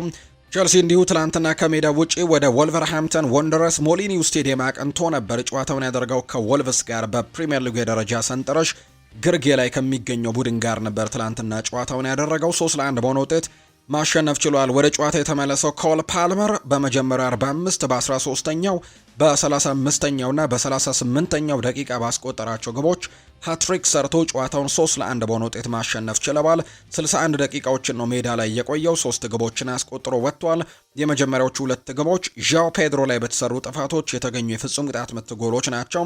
እንዲሁ ደግሞ ሶስተኛው ጎል ከማርክ ኮሬያ የተሻገረለትን ኳስ ነው ማስቆጠር የቻለውና ትላንትና ኮል ፓልመር ሃትሪክ መስራት የቻለበትን አጋጣሚ የተመለከትነው አሰልጣኝ ሊያም ሮዝኒየርም ወርልድ ክላስ ተጫዋች ሲሉ አሞካሽተውታል። ይህንን ተጫዋች ትላንትና ጎል ማስቆጠሩንና ሃትሪክ መስራቱን ተከትሎ አሞካሽተውታል። አሰልጣኝ ሊያም ሮዝኒየር ካደረጓቸው 9 ጨዋታዎችም 7ቱን በድል ያጠናቀቁበት መርሃ ግብርም ሆኖ ተጠናቋል። በቼልሲ በኩል 2 ጨዋታዎች ብቻ ነው ሽንፈት የገጠማቸው። ሁለቱም ሽንፈቶች የመጡት ደግሞ በአርሰናል የካራባው ካፕ ጨዋታዎች ብቻ ናቸው። ከዛ ውጭ ያደረጓቸውን ጨዋታዎች በሙሉ አሰልጣኝ ሊያም ሮስኔር ማሸነፍ ችለዋል። ትናንትና 66 በመቶ የኳስ ቁጥጥር ነበራቸው። ጨዋታዎቹን ሲያሸንፉ 15 የጎል ሙከራዎችን አድርገው 6ቱ ኢላማቸውን እየጠበቁላቸው መርሃ ግብር ነበር። ቸልሲ ማሸነፉን ተከትሎ በፕሪሚየር ሊጉ ቶፕ 4 ውስጥ ገብቶ ለማጠናቀቅ አሁንም ትልቅ ፉክክር ላይ እንደሚገኝ አሳይቷል። እሱም ልክ እንደ ማንቸስተር ዩናይትድ ሁሉ ባለፉት 4 ጨዋታዎች በተከታታይ ድል ያስመዘገበ ቡድን ነውና አራተኛ ደረጃነትን ይዞ ለማጠናቀቅና ወይም ቶፕ 4 ውስጥ ገብቶ ለማጠናቀቅ አሁንም ትልቅ ትንቅንቅን እያደረገ ይገኛል። ከማንቸስተር ዩናይትድ በአንድ ነጥብ ዝቅ ብሎም 5ኛ ደረጃ ላይ የተቀመጠ ቡድን መሆኑን ነው እየተመለከትን የምንገኘውና የትላንትናው ጨዋታም ለቸልሲ እጅግ በጣም አስፈላጊ ጨዋታ ነበረች። ሌላኛው ትላንትና ያላነሳነው ጉዳይ አሰልጣኝ ኡናይ ኤምሬ የሰጡትን ሀሳብ ነው። ትላንትና ከቦርንመዝ ጋር 1-1 በሆነ ውጤት ካጠናቀቁ በኋላ የአርሰናል የዋንጫ ተፎካካሪ መሆን ያለብን እኛ አይደለንም ሲሉ ነው አሰልጣኙ ሀሳባቸውን የሰጡት። የአስተን ቪሎ አሰልጣኝ ኡናይ ኤምሬ የአርሰናል የዋንጫ ተፎካካሪ መሆን ያለባቸው ሌሎች ክለቦች ናቸው እንጂ እኛ አይደለንም ሲሉ ጭምር ሀሳባቸውን ሰጥተዋል። ከአርሰናል ጋር ለዋንጫ መፎካከር ያለብን እኛ ሳንሆን ሌሎች ክለቦች ናቸው ሲሉ ኡናይ ኤምሪ ተናግረዋል። አሰልጣኙ አክለውም ከአርሰናልና ማንቸስተር ሲቲ፣ ቼልሲ፣ ቶትናም፣ ኒውካስል፣ ማንቸስተር ዩናይትድ እና ሊቨርፑል ናቸው ለዋንጫ መፎካከር ያለባቸው እንጂ እኛ አይደለንም ብለዋል። ለምን ተብለው የተጠየቁት አሰልጣኙም አቅማችን ነው ያለንም በጀትን ደግሞ እነሱ ተመልከቱ ያላቸውን በጀት እኛ ያለንም በጀት ደግሞ መመልከት በቂ ነውና እኛ ዋንጫ ለማሸነፍ የምንፎካከር አይነት ቡድን አይደለንም ሲሉ ጭምር ነው ሀሳባቸውን የሰጡት አሰልጣኝ ኡናይ ኤምሪ ከትላንትናው የአቻ ውጤት በኋላ የተናገሩት ሀሳብ ነው። በወራጅ ቀጠናው ላይ የሚገኙ ሁለት ቡድኖችን ያገናኘ ጨዋታም ትላንትና ተደርጓል። በርንሌይ እና ዌስትሃም ዩናይትድ ትላንትና ጨዋታቸውን ያደርገዋል። ይህ ጨዋታ ተርፍ ሙር ላይ የተደረገ መርሃ ግብር ነበር። ዌስትሃም ዩናይትድ በደረጃ ሰንጠረዡ 18ኛ ደረጃ ላይ የተቀመጠ ቡድን ነው። በአንጻሩ በርንሌይ 19ኛ ደረጃ ላይ የተቀመጠ ቡድን ነበር። ዌስትሃም ዩናይትዶች የትላንትናውን ጨዋታ 2-0 በሆነ ውጤት ማሸነፍ ችለዋል። በተለይ ዌስትሃም ዩናይትድ የትላንትናውን ጨዋታ ማሸነፉን ተከትሎ ነጥቡን 23 አደርሷል።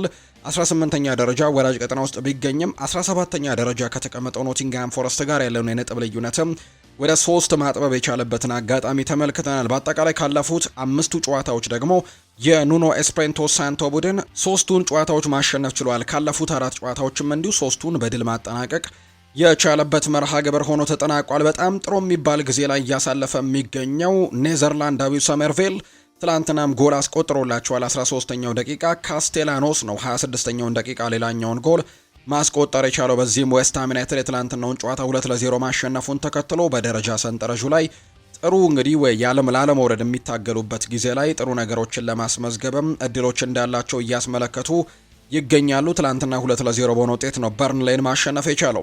ሌላኛው ፉልሃምና ኤቨርተን ያደረጉት ጨዋታ ነው። ይህ ጨዋታ ክራቨን ኮቴጅ ላይ የተደረገ መርሃ ግብር ነው። የማርኮ ሲልቫ ቡድን ባለፈው ሳምንት በማንቸስተር ዩናይትድ ከተሸነፈ በኋላ በዚህኛው ሳምንት በሜዳው ያደረገውን ጨዋታ የማሸነፍ ቅድመ ግምትን አግኝቶ ነበር። ነገር ግን በመርሲሳይዱ ክለብ ኤቨርተን የተሸነፈበት መርሃ ግብር ሆኖ የተጠናቀቀው። ኤቨርተን ይህንን ጨዋታ 2-1 በሆነ ውጤት ነው ማሸነፍ የቻለው። ማይኮሌንኮ የኤቨርተኑ ተጫዋች ራሱ ላይ ባስቆጠረው ጎል ፉልሃሞች የመጀመሪያውን 45 1-0 እየመሩ መውጣት ችለው ነበር። ነገር ግን 75ኛው ደቂቃ ላይ ኬርናን ድዌስቤሪ ሆል ጎል አስቆጠረ። አሲስት ያደረገው ደግሞ ማይኮሌንኮ ነው። የመጀመሪያውን ጎል ራሱ ላይ ያስቆጠረው ተጫዋች ነው አሲስት ያደረገው። በርናርድ ሌኖ የፉልሃሙ ግብ ጠባቂ ራሱ ላይ 83ኛው ደቂቃ ላይ ጎል አስቆጥሮ እንግዲህ ጨዋታውን ኤቨርተኖች 2-1 በሆነ ውጤት ማሸነፍ የቻሉበት መርሃ ግብር ሆኖ እንዲጠናቀቅ አድርጎታል። ትላንትና ምሽት 12 ሰዓት ላይ የተደረጉት ጨዋታዎች እነዚህ ናቸው። ምሽት ላይ ደግሞ እንዲሁ ኒውካስል ዩናይትድ በሜዳው ሴንት ጄምስስ ፓርክ ጥሩ ጊዜን እያሳለፈ በሚገኘው ብሬንትፈርድ 3-2 በሆነ ውጤት የተሸነፈበት ውጤትም እንዲሁ ተመዝግቧል። ሴንት ጄምስስ ፓርክ ላይ የተደረገው 5 ጎሎችን በተመለከትንበት ጨዋታ ሴቨን ቦትማን ነበር ቀዳሚውን ጎል 4ኛው ደቂቃ ላይ ለኒውካስል ዩናይትድ ማስቆጠር የቻለው። ነገር ግን እንዲሁ ዣን ላይት 37ኛው ደቂቃ እና እንዲሁ ኢጎር ቲያጎ ትላንትና በፍጹም ቅጣት ምት ጎል አስቆጥሮ የመጀመሪያውን 45 2-1 እየመሩ መውጣት ችለው ነበር። ሌላ በፍጹም ቅጣት ምት ብሩኖ ጉማሬ 79ኛው ደቂቃ ላይ ጎል አስቆጥሮ ኒውካስልን ወደ አቻነት መልሶ ነበር። ነገር ግን ዳንጎ ኦታራ 75ኛው ደቂቃ ላይ ባስቆጠረው ጎል ትላንትና ብሬንትፈርዶች ጨዋታውን አሸንፈው መውጣት የቻሉበት መርሃ ግብር ሆኖ ነው የተጠናቀቀው። በዚህም 3-2 በሆነ ውጤት በማሸነፍ ደረጃቸውንም በተወሰነ ደረጃ ማሻሻል የቻሉበትን ውጤት ነው ብሬንትፈርዶች ማስመዝገብ የቻሉት። በአንጻሩ የኤዲ ሃው ቡድን አሁንም እየተቸገረ እንደሆነ ያሳየበት መርሃ ግብር ሆኖ የትላንትናው ጨዋታ ተጠናቋል። ዛሬም በተወዳጁ የእንግሊዝ ፕሪምየር ሊግ 2 መርሃ ግብሮች ይደረጋሉ። የ25ኛው ሳምንት መገባደጃና የመጨረሻ ጨዋታዎች ናቸው ዛሬ የሚደረጉት። ብራይተን ኤንድ ሆቭ አልቢያን በሜዳው አሜክስ ስቴዲየም የኦሊቨር ግላስነሩን ቡድን ክሪስታል ፓላስን የሚገጥምበት ጨዋታ ቀን 11 ሰዓት ሲል የሚደረግና የሚጠበቀው መርሃ ግብር ነው። ከዛ ውጪ ግን ዛሬ ሱፐር ሰንደይ ያስባለው መርሃ ግብር ልክ ምሽት 1 ሰዓት ከ30 ሲል የሚደረግ ይሆናል። ሊቨርፑል እና ማንቸስተር ሲቲ ዛሬ የሚያደርጉት ጨዋታ እጅግ በትልቅ ጉጉት የሚጠበቅ ጨዋታ ነው። ይህ ጨዋታ ልክ ምሽት 1 ሰዓት ከ30 ሲል የሚደረግ መርሃ ግብር እንደሆነ ነው የወጣላቸው መርሃ ግብር የሚያሳየው። ለሁለቱም ቡድኖች በጣም ወሳኝ የሚባል አይነት ጨዋታ ነው። ምክንያቱም ሊቨርፑል ቶፕ 4ን ቦታ ይዞ እንግዲህ ለማጠናቀቅ አሁንም ትልቅ ትንቅንቆችን ማድረግ ይኖርበታል። ባለፈው ሳምንት ወደ ድል ተመልሰዋል ከተከታታይ ነጥብ መጣል ሳምንቶች በኋላ። ስለዚህም ደግሞ ዛሬ ከማንቸስተር ሲቲ ጋር የሚያደርጉት ጨዋታ እጅግ በጉጉት እንዲጠበቅ አድርጎታል። ቶፕ 4 ላይ ለመግባት አሁን ትልቅ ትንቅንቅ ይጠብቃቸዋል። ምክንያቱም ማንቸስተር ዩናይትድን በወጥነት እያሸነፈ ነው። ቸልሲም በተከታታይ ጨዋታዎችን እያሸነፈ ነው የሚገኘውና የዛሬው ጨዋታ ላይ ነጥብ የሚጥል ከሆነ አሁን እንኳን ከቸልሲ ጋር ያላቸው የነጥብ ልዩነት 4 ነው። ከዛ ውጪ ከማንቸስተር ዩናይትድ ጋር ያላቸው የነጥብ ልዩነት ደግሞ 5 እንደሆነ እየተመለከትን ነውና የግድ የዛሬውን ጨዋታ ማሸነፍ ይኖርባቸዋል ለሊቨርፑሎች። በአንጻሩ በማንቸስተር ሲቲ በኩል ደግሞ ከዋንጫ ፉክክሩ ሙሉ ለሙሉ ላለመውጣት የዛሬውን ጨዋታ የግድ ማሸነፍ ይኖርባቸዋል።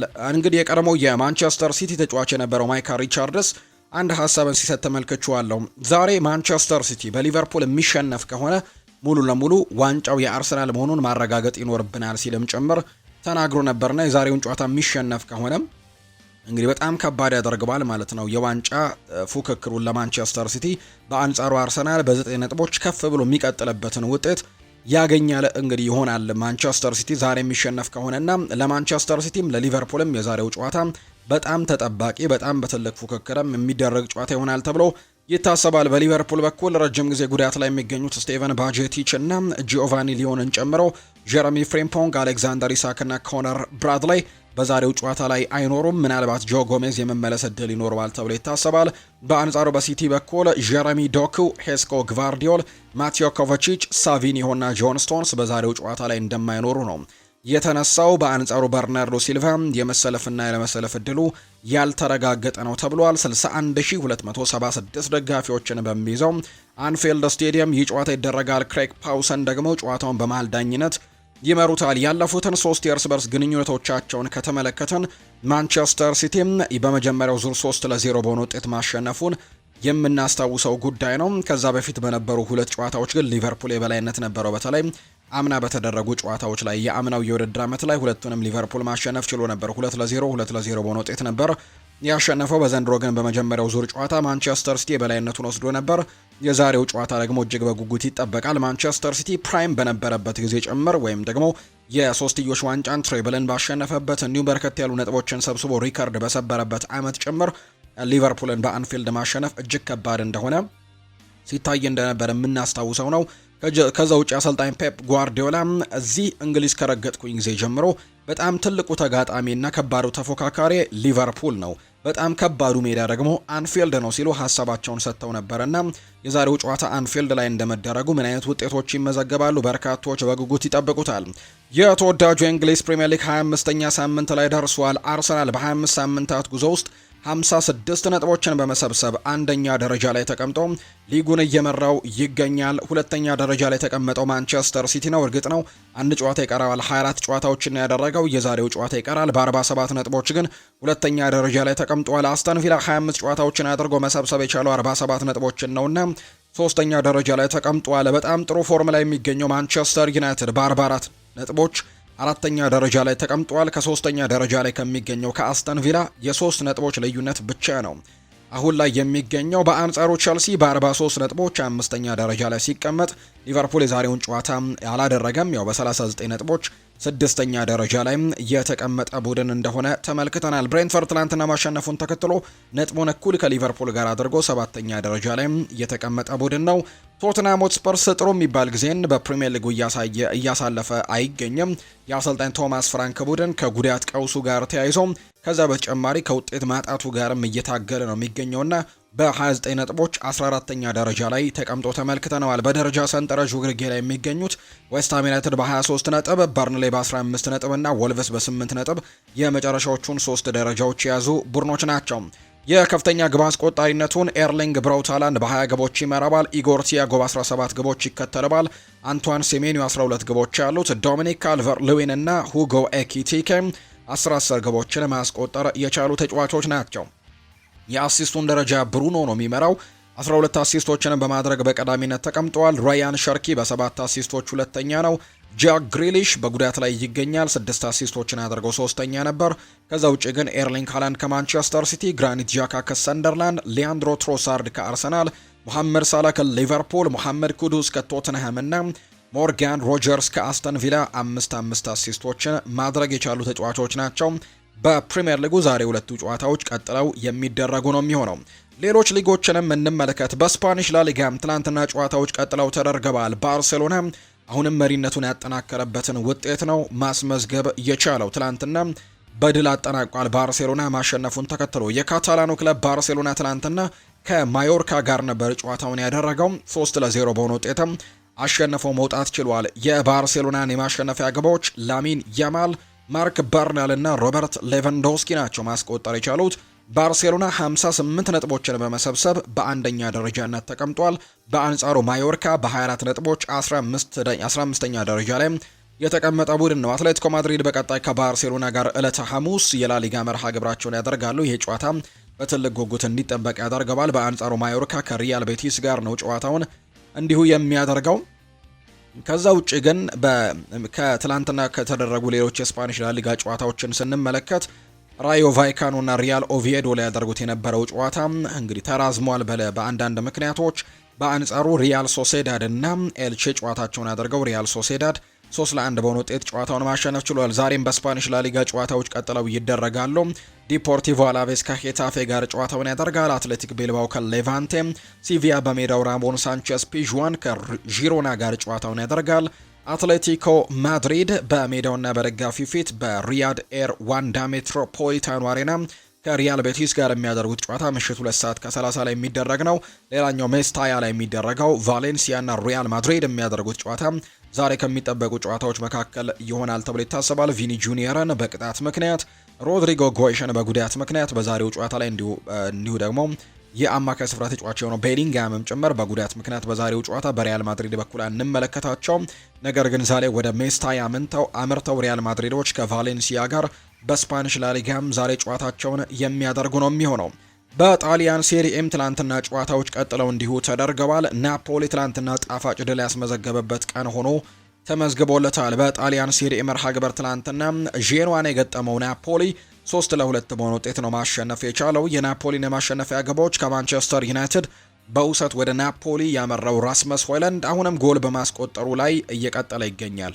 ትላንትናም 2 ጎሎችን ማስቆጠር ችሏል። ከዛ ውጪ ሌላኛው የማንቸስተር ዩናይትድ ፍሬ የነበረው ማክቶሚኔ እንዲሁ ጎል ያስቆጠረ ሌላኛው ተጫዋች እንደሆነ እየተመለከትን እንገኛለን በጣሊያን ሴሪኤ እና ትላንትና እነዚህ 2 ተጫዋቾች ራስመስ ሆይለንድ 2 ከዛ በተጨማሪ ስኮት ማክቶሚኔ 1 ጎልን አስቆጥረው በአጠቃላይ በጨዋታው ላይ 3-2 በሆነ ውጤት ማሸነፍ የቻሉበት ውጤትን ነው ማስመዝገብ የቻሉት። ራስመስ ሆይለንድ ከማንቸስተር ዩናይትድ ካመራ በኋላ 8 የላሊጋ ግቦችን 8 የሴሪኤ ግቦችን በማስቆጠርም ሁለተኛ ደረጃ ላይ ተቀምጧል። ላውታሮ ማርቲኔዝ ብቻ ነው የሚበልጠው 13 ግቦችን አስቆጥሯል። ሌሎች 8 ያስቆጠሩ በርከት ያሉ ተጫዋቾች አሉ። ነገር ግን ራስመስ ሆይለንድም 8 ግቦችን በማስቆጠር ሁለተኛ ደረጃ ላይ የተቀመጠ ተጫዋች አድርጎታል። ትላንትና ናፖሊም በጣም ጥሩ የሆነ ድልን ነው 3-2 በሆነ ውጤት ዤኗን ማሸነፍ የቻሉበት መርሃ ግብር ሆኖ የተጠናቀቀው 49 ነጥቦችንም መሰብሰብ ችለዋል ናፖሊዎች። በቀጣይ ደግሞ ከሮማ ጋር ከዣምፔሮ ጋስፔሪኒ ቡድን ጋር ጨዋታቸውን ያደርጋሉ። ፊዮረንቲናና ቶሪኖም ትላንትና ጨዋታቸውን ያደርገው 2-2 መሆናቸው ውጤት ነው ያጠናቀቁት። ዛሬ በጣሊያን ሴሪኤ ቦሎኛ ከፓርማ ጋር ጨዋታውን ያደርጋል። ሊቼና ኡዲኒዜም መርሃ ግብራቸውን ያደርጋሉ። ሳሶሎና ኢንተር ሚላን ጨዋታቸውን ሲያደርጉ፣ በአንጻሩ ዩቬንቱስ በሜዳው ቱሪን ላይ ወይም አሊያንዝ ስቴዲየም ላይ ከላትሲዮ ጋር የሚያደርገው መርሃ ግብር ዛሬ ከሚጠበቁ ጨዋታዎች መካከል የሚገኙበት ናቸው። በጀርመን ቡንደስሊጋ ትላንትና ጨዋታቸውን ቀጥለው አድርገዋል። ፍራይበርግ እና ቨርደር ብሬመን ጨዋታቸውን አድርገው ፍራይበርግ 1-0 በሆነ ውጤት ነው ማሸነፍ የቻለው። እንዲሁ ደግሞ ሃምበርግ ሄዲንሃምን 2-0 አሸንፈዋል። ማይንዝ ደግሞ ኦግስበርግን 2-0 ነው ማሸነፍ የቻለው። ሴም ፓውሌ ስቱትጋርትን 2-1 አሸንፏል። ሌላኛው ቦሩሲያ ሞንቸግላድባህና ባየር ሌቨርኩዘን 1-1 ያጠናቀቁ ጨዋታ ሲሆን ቮልስበርግ ትላንትና በሜዳው ጨዋታውን አድርጎ ነበር ከቦሩሲያ ዶርትመንድ ጋር በቮልስስ ዋገን አሬና የተደረገ መርሃ ግብር ነበር ይሄ ጨዋታና በቦሩሲያ ዶርትመንዶች 2-1 በሆነ ውጤት ማሸነፍ ችሏል። ሁሊያን ብራንት ትላንትና ጎል አስቆጥሯል። ሰርሂው ጉራሲ እንዲሁ ጎል ማስቆጠር ችለዋልና ትናንትና አምስተኛ ተከታታይ ድላቸው ሆኖ ነው የተመዘገበው ቦሩሲያ ዶርትመንዶች። በዚህም አንድ ነገርን ትዊት ሲያደርጉ ተመልክቻቸዋለሁ። የማንቸስተር ዩናይትዱን ይሄ 5 ጨዋታዎችን እስኪያሸንፍ ድረስ አልቆረጥም ያለውን ሰውዬ እንግዲህ በማድረግ 5 ጨዋታዎችን እኛ አሸንፈናል፣ እኛ ጋር ብትሆን ትቆረጥ ነበር የሚል አይነት ሀሳብን ያሰፈሩበትን ሀሳብ ነው ትናንትና የተመለከትነው። በአጠቃላይ ቦሩሲያ ዶርትመንድ 5ኛ ተከታታይ ድላቸውን በጀርመን ቡንደስሊጋ ማግኘት የቻሉበት ውጤትን ነው ትላንትና ማስመዝገብ የቻሉት። ቦሩሲያ ዶርትመንድ ቮልስበርግን ነው ትላንትና 2-1 በሆነ ውጤት ማሸነፍ የቻለው። ዛሬም በጀርመን ቡንደስሊጋ ጨዋታዎች ቀጥለው ይደረጋሉ። የሊጉ መሪ ባየር ሚኒክ ዛሬ ነው ጨዋታውን የሚያደርገው። ልክ ምሽት 1 ሰዓት ከ30 ሲል ሆፌንሄምን የሚገጥምበት ጨዋታ ይደረጋል። ባለፉት ሳምንታት ነጥቦችን ጥለዋል በጀርመን ቡንደስሊጋ ላይ። ዛሬ ደግሞ ከሆፋይኒየም ጋር በሜዳው አሊያንዝ አሬና ጨዋታውን የሚያደርግ ይሆናል። በአንጻሩ ኮሎኝና አረቢ ላይፕዚግም የሚያደርጉት መርሃ ግብር ዛሬ በጀርመን ቡንደስሊጋ የሚደረጉ ጨዋታዎች ናቸው። የመጨረሻ የሊግ ዳሰሳችን የምናደርገው የጣሊያን ሴሪኤ ላይ ይሆናል። ሌንስ እና ሬንስ ትላንትና ጨዋታቸውን አድርገው ሌንስ 3-1 በሆነ ውጤት ማሸነፍ ችሏል። ብሬሽት እና ሎሪዮም ትላንትና ጨዋታቸውን አድርገው ብሬሽት ነው 2-0 ያሸነፈው። ናንተስ እና ሊዮንም ትላንትና ያደረጉት ጨዋታ በሊዮን 1-0 አሸናፊነት ተጠናቋል። አሁንም እንግዲህ በርከት ያሉ ጥሩ የሚባሉ ድሎችን እያስመዘገበ ይገኛል ሊዮን። ትላንትና ግን አስገራሚ የሚያደርገው ነገር ባለፉት ሳምንታት ለሊዮን በጣም ጥሩ ነገሮችን እያሳለፈ የነበረውና ከዛ ውጪ ደግሞ በርከት ያሉ ግቦችንም በማስቆጠር የወሩ ምርጡ ተጫዋች ተብሎ ጭምር እስከ መሸለምም ደርሶ የነበረው ከሪያል ማድሪድ በውሰት ያመራው ኤንድሪክ ፌሊፔ ትላንትና ጎል አላስቆጠረም። በቀይ ካርድ ግን ከሜዳ የተባረረበትን አጋጣሚ ነው በትላንትና ጨዋታ ላይ የተመለከትነው። ሊዮን ግን ጨዋታውን አሸንፈው መውጣት የቻለበትን መርሃ ግብር አድርጓል። ዛሬም በፍሬንች ሊግ 1 ጨዋታዎች ይደረጋሉ። ዛሬ በተለይ ምሽት 4 ሰዓት ከ45 ላይ የሚደረገው ጨዋታ እጅግ በርካቶች በጉጉት የሚጠብቁት የደርቢ ጨዋታ ነው። ፓሪስ ሳን ዠርሜን በሜዳው ፓርክ ደስ ፕሪንሰስ የሮቤርቶ ዲ ዘርቢዮን ኦሎምፒክ ደ ማርሴን የሚያስተናግድበት ጨዋታ እጅግ በትልቅ ጉጉት ይጠበቃል። ይህ ጨዋታ ምሽት 4 ሰዓት ከ45 ላይ በፓሪስ ይደረጋል። ፓርክ ደስ ፕሪንስ ላይ የሚደረግ መርሃ ግብር ነው። ከዛ ቀደም ብሎ ግን ኒስና ሞናኮ፣ አንጀርስና ቱሉስ፣ ኦንዤና አዲሱ አዳጊው ፓሪስ፣ ሊ ሃርቬና ስትራስቡርግ የሚያደርጓቸው ጨዋታዎች ዛሬ በፍሬንች ሊግ 1 የሚደረጉ መርሃ ግብሮች ናቸው። ትናንትና በአጠቃላይ በአውሮፓ ታላላቅ ሊጎች የተደረጉ መርሃ ግብሮች ደግሞ እነዚህን ነው የሚመስሉት። ሊቨርፑልን የተመለከቱ መረጃዎችን ወደ እናንተ እናድርስ። ሁጎ ኤኪቲኬ ወደ ሊቨርፑል ሲመጣ የትኛውን ቡድን አጋሩ በጣም ጥሩ አቀባበል እንዳደረገለት ተጠይቆ ነበር። የትኛው የቡድን አጋርህ ነው ጥሩ አቀባበል ያደረገለት ተብሎ ጥያቄ የቀረበለት ሁጎ ኤኪቲኬ ሲናገር ኢብራሂማ ኮናቴ ሲል ነው የተናገረው። እሱን ብዬ ነው መመለስ የምችለው። በፈረንሳይኛ ይናገር ነበር። እናም ስለ ክለቡ፣ ስለ ህዝቡ ሁሉንም ነገር ያስረዳኝ እሱ ነው እና ጥሩ አቀባበል ያደረገልኝ እሱ ነው ብዬ መናገር እችላለሁ ሲል ሁጎ ኤኪቲኬ ይናገራል። ኤኪቲኬ ጥያቄ ሌላኛው የቀረበለት በ2026 ለማድረግ ስላሰበው ግብም እንዲሁ ይናገራል። ከሊቨርፑል ጋር ትልቅ ነገርን ማሳካትና አንድ ዋንጫን ማሸነፍ እፈልጋለሁ። በግሌ የማደርጋቸውን ማድረግን እቀጥላለሁ። ከብሔራዊ ቡድኑ ጋርም ወደ ዓለም ዋንጫ መሄድ ልዩ ነገር ነው፣ በጣም ልዩ ይሆናል ሲልም ጭምር ሁጎ ኤኪቲኬ ሀሳቡን ሰጥቷል። ሌላኛው አርነ ስሎት ስለ ዛሬው የማንቸስተር ሲቲ ጨዋታ ተጠይቀው ሀሳባቸውን ሰጥተዋል። ከመጀመሪያው ደቂቃ እስከ መጨረሻው ድረስ ሁሉንም ነገር ማድረግ አለብን። እናም እነሱን ለመቋቋም ዝግጁ መሆን አለብን። ምክንያቱም በፔፕ ጓርዲዮላ ስር ሲቲ ሙሉ በሙሉ የሚፈትንህ ቡድን ነው። በሜዳ ላይም ሆነ ከሜዳ ውጪ ደግሞ ለዚህ ዝግጁ መሆን አለብን ሲልም ነው አርነ ስሎት ስለ ማንቸስተር ሲቲው ጨዋታ የተናገረው። ፔፕ ጓርዲዮላም ስለ ሊቨርፑሉ ጨዋታ እንዲሁ ይናገራል። እነሱ እጅግ በጣም ጥሩ ቡድን ሆነው ይቀጥላሉ። ከፍተኛ ደረጃ ላይ አሰልጣኝና ልዩ ቡድን አላቸው። ምንም ጥርጥር የለውም። ጊዜያቶች፣ ወቅቶች ናቸው። ስለዚህም ሁልጊዜም ጥሩ ቡድን ሆኖ መቆየታቸው እርግጥ ነው ሊቨርፑሎች ሲልም ነው ፔፕ ጓርዲዮላ የተናገረው። ሊቨርፑል ከዶሚኒክ ሶቦስላይ ጋር የኮንትራት ንግግሮችን ለማፋጠን በዝግጅት ላይ መሆናቸው እየተገለጸ ነው።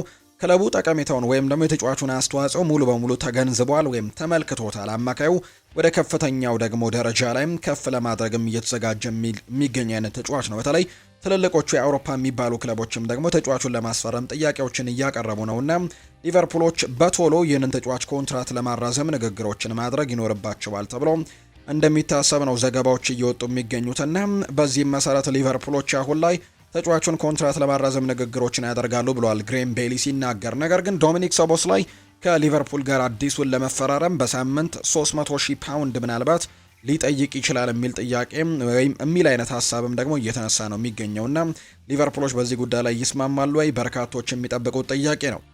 ጀረሚ ዣኳይ ትላንትና ጠንከር ያለ ጉዳት ገጥሞታል። ሬንስ ከሌንስ ጋር ሲጫወቱ በ69ኛው ደቂቃ ላይ ነው በደረሰበት ጉዳት። እስካሁን ምንም አይነት ይፋዊ ነገሮችን ባይወጡም ነገር ግን ግምቶች ከ6 እስከ 8 ሳምንታት፣ የትከሻ አጥንት ስብራት ደግሞ ከ3 እስከ 4 ወራትም ያርቀዋል ተብሎ መላምት ተሰጥቷል። ምናልባት ቀለል ያለ ከሆነ ከ6 እስከ 8 ሳምንታት የትከሻ አጥንት ስብራት ደግሞ ያቆየዋል ተብሎ እንደሚታሰብ ነው መረጃዎች እየወጡ የሚገኙት። ምናልባት ከበድ ካለ ደግሞ እስከ 4 ወራት ድረስም ቡድኑን ላይ ያገለግል የሚችልበት እድል እንዳለ ጭምር የተነገረው። ጀረሚ ዣኳይ ከባድ የትከሻ ጉዳት እንዳጋጠመው ግን አሰልጣኙ የሬንሱ አሰልጣኝ ተናግረዋልና በቀጣይ ግን ምርመራ ተደርጎለት ይፋ ይደረጋል ተብሎ ይታሰባል። ይህ ተጫዋች በጥር ተጫዋቾች የዝውውር መስኮት ሊቨርፑልን መቀላቀሉን እናስታውሳለን፣ ወይም ለሊቨርፑል መፈረሙን እናስታውሳለን። ነገር ግን ይህንን የውድድር ዓመት ግን እዛው በክለቡ ሬንስ እንደሚያሳልፍ ነው የሚታወቀው። የአርሰናል ጉዳዮችን እናንሳ። የአርሰናል የደስታ አገላለጽ ቻምፒየንስ ሊግ ፍጻሜ ላይ እየደረሱ ይመስላል ብሏል ጆን ቴሪ ሲናገር። የቀድሞው የቼልሲ ታሪካዊ ተጫዋች ጆን ቴሪ አርሰናል ለካራባኦ ካፕ ፍጻሜ ከደረሰ በኋላ የተደሰተበትን መንገድ ተችቶታል።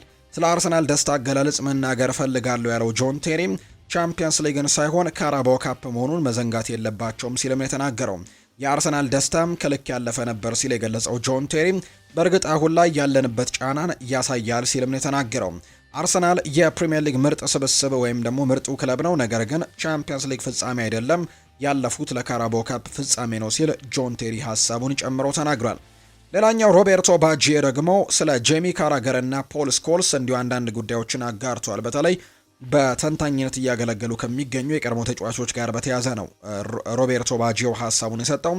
እንደ አንድ የቀድሞ ተጫዋች በሚዲያ ላይ ተቀምጠው ማይክሮፎን በመያዛቸው ብቻ ምርጥ ብቃት በሚያሳይና ተጋጣሚን አሳምኖ በሚያሸንፍ ቡድን በተጫዋቾችና በአሰልጣኞችን ሲተቹ መመልከት እጅግ በጣም የሚያሳዝን ነገር ነው ብሏል ሮቤርቶ ባጂዮ ሲናገር። ተጫዋቾች ወይንም ቡድን አይተች የሚል አቋም የለኝም፣ ነገር ግን ትችትና ጥላቻ ግን ፍጹም ይለያያል። የቀድሞ ተጫዋቾች አሁን ሚዲያ ላይ ተቀምጠው ተጫዋቾችን ሜዳ ላይ በሚያደርጉት ነገር ምክንያታዊ ባልሆነ መንገድ ሲተቹ እንደ ቡድን 30 እና ከዛ በላይ ጨዋታዎችን አሳምኖ እያሸነፈ የሚገኝ ቡድን ዋንጫ ቢበላ በታሪክ አሰልቹ ቡድን ዋንጫ እንዳነሳ ቆጥራለሁ ብሎ መናገሩ መመልከት ደግሞና መስማትም እኔ በግሌ ደስ የማይል ነገር ሆኖ አግኝቼዋለሁ።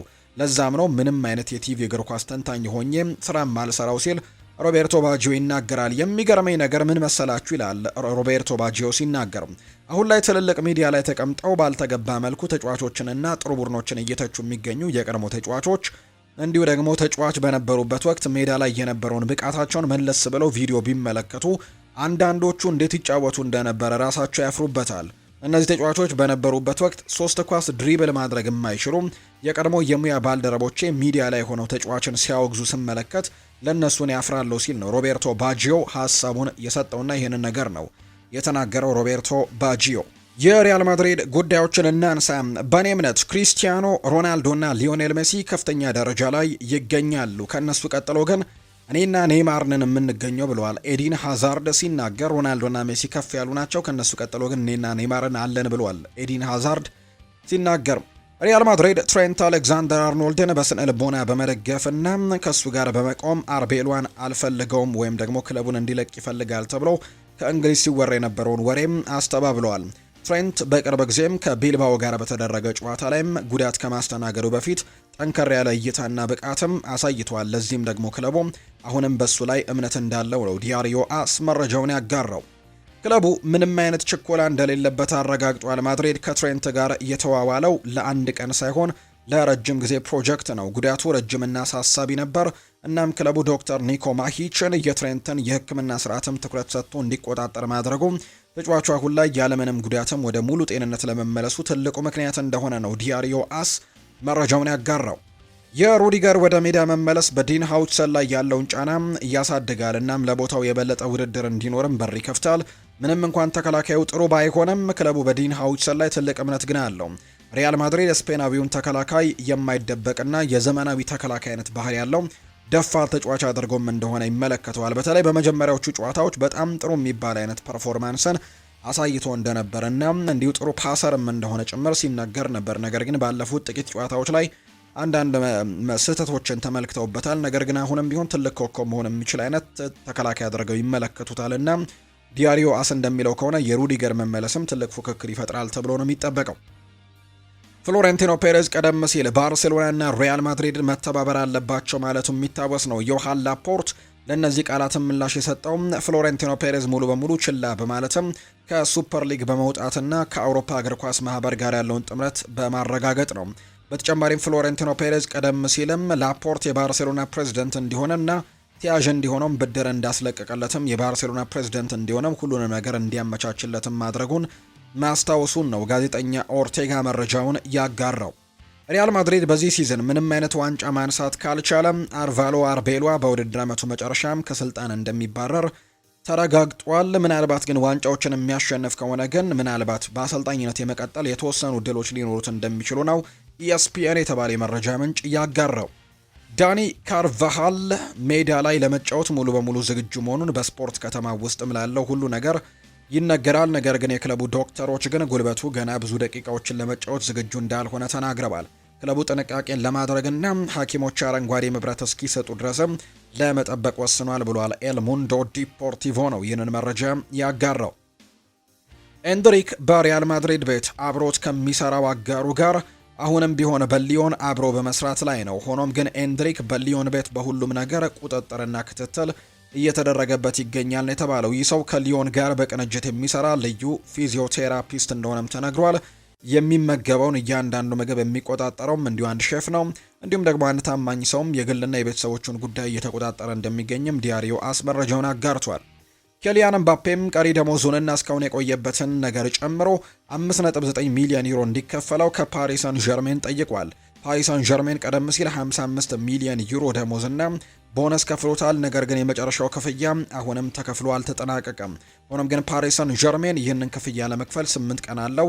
አለበለዚያ ኬሊያን የክለቡን ንብረትም ሊወስድ እንደሚችል ነው ኮፕ የተባለው የፈረንሳይ የሚዲያ ተቋም የተናገረው።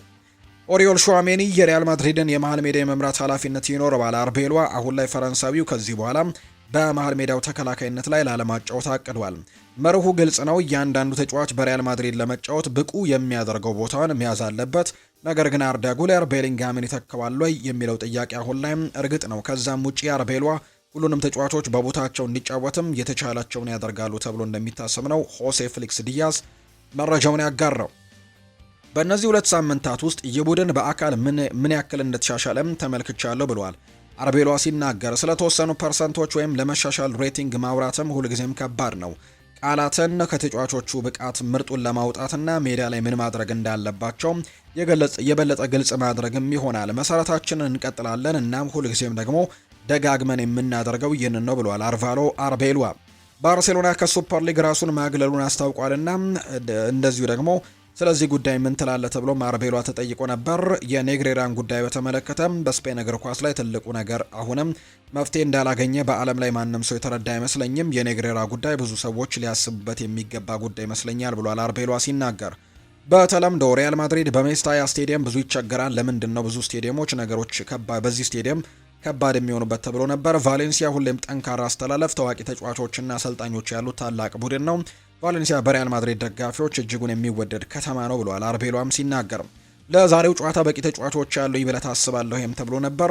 ሁሉም ተጫዋቾች እጄ ላይ ናቸው። ጨዋታውን ለማሸነፍ በጣም ተገቢ ነው ብዬ ባሰብኩት መንገድ እጠቀምባቸዋለሁ።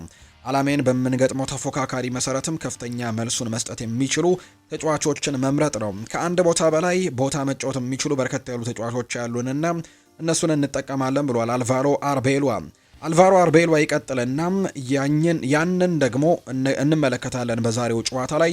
የዛሬውን ጨዋታ ከባድነት ጠንቅቀን እናውቃለን። በከባቢ አየርም ይሆን በቫሌንሲያ ሁሌም ባለው ጠንካራ ቡድን ምክንያቱም በዚህ ስቴዲየም የምናደርገው ጨዋታ ሁልጊዜም እየተወሳሰበ ጨዋታ ነው። 3 ነጥብ ለማግኘትም ከፈለግን የተቻለንን ሁሉ መስጠት አለብን ሲል ነው አልቫሮ አርቤሏ የተናገረው። ክሪስቲያኖ ሮናልዶ ቃለ ምልልስ ሊያደርግ እንደሆነም ይፋ ተደርጓል። ፖርቱጋላዊው ኮከብ ክሪስቲያኖ ሮናልዶ ከአልናስር የበላይ ኃላፊዎች ጋር ቅሬታ ውስጥ መግባቱ እንደሚታወቅ እንግዲህ በርካቶቻችሁ የምታውቁት ነው። ሮናልዶ ትክክለኛውን ጊዜ ጠብቆ ወደ ሚዲያ ለመውጣትም ስለተፈጠረው ነገርም ለማብራራትና ግልጽ ለማድረግም ማሰቡ ተነግሯል። ሮናልዶ የአልናሰር ደጋፊዎች ለሱ ባሳዩት ድጋፍም ደስተኛ መሆኑን የተነገረው ሮናልዶ ከአልናሰር ችግር እንደሌለበት ሲነገር በክለቡ አሰልጣኝ፣ አስተዳደርና ተጫዋቾች ደስተኛ መሆኑን ተዘግቧል።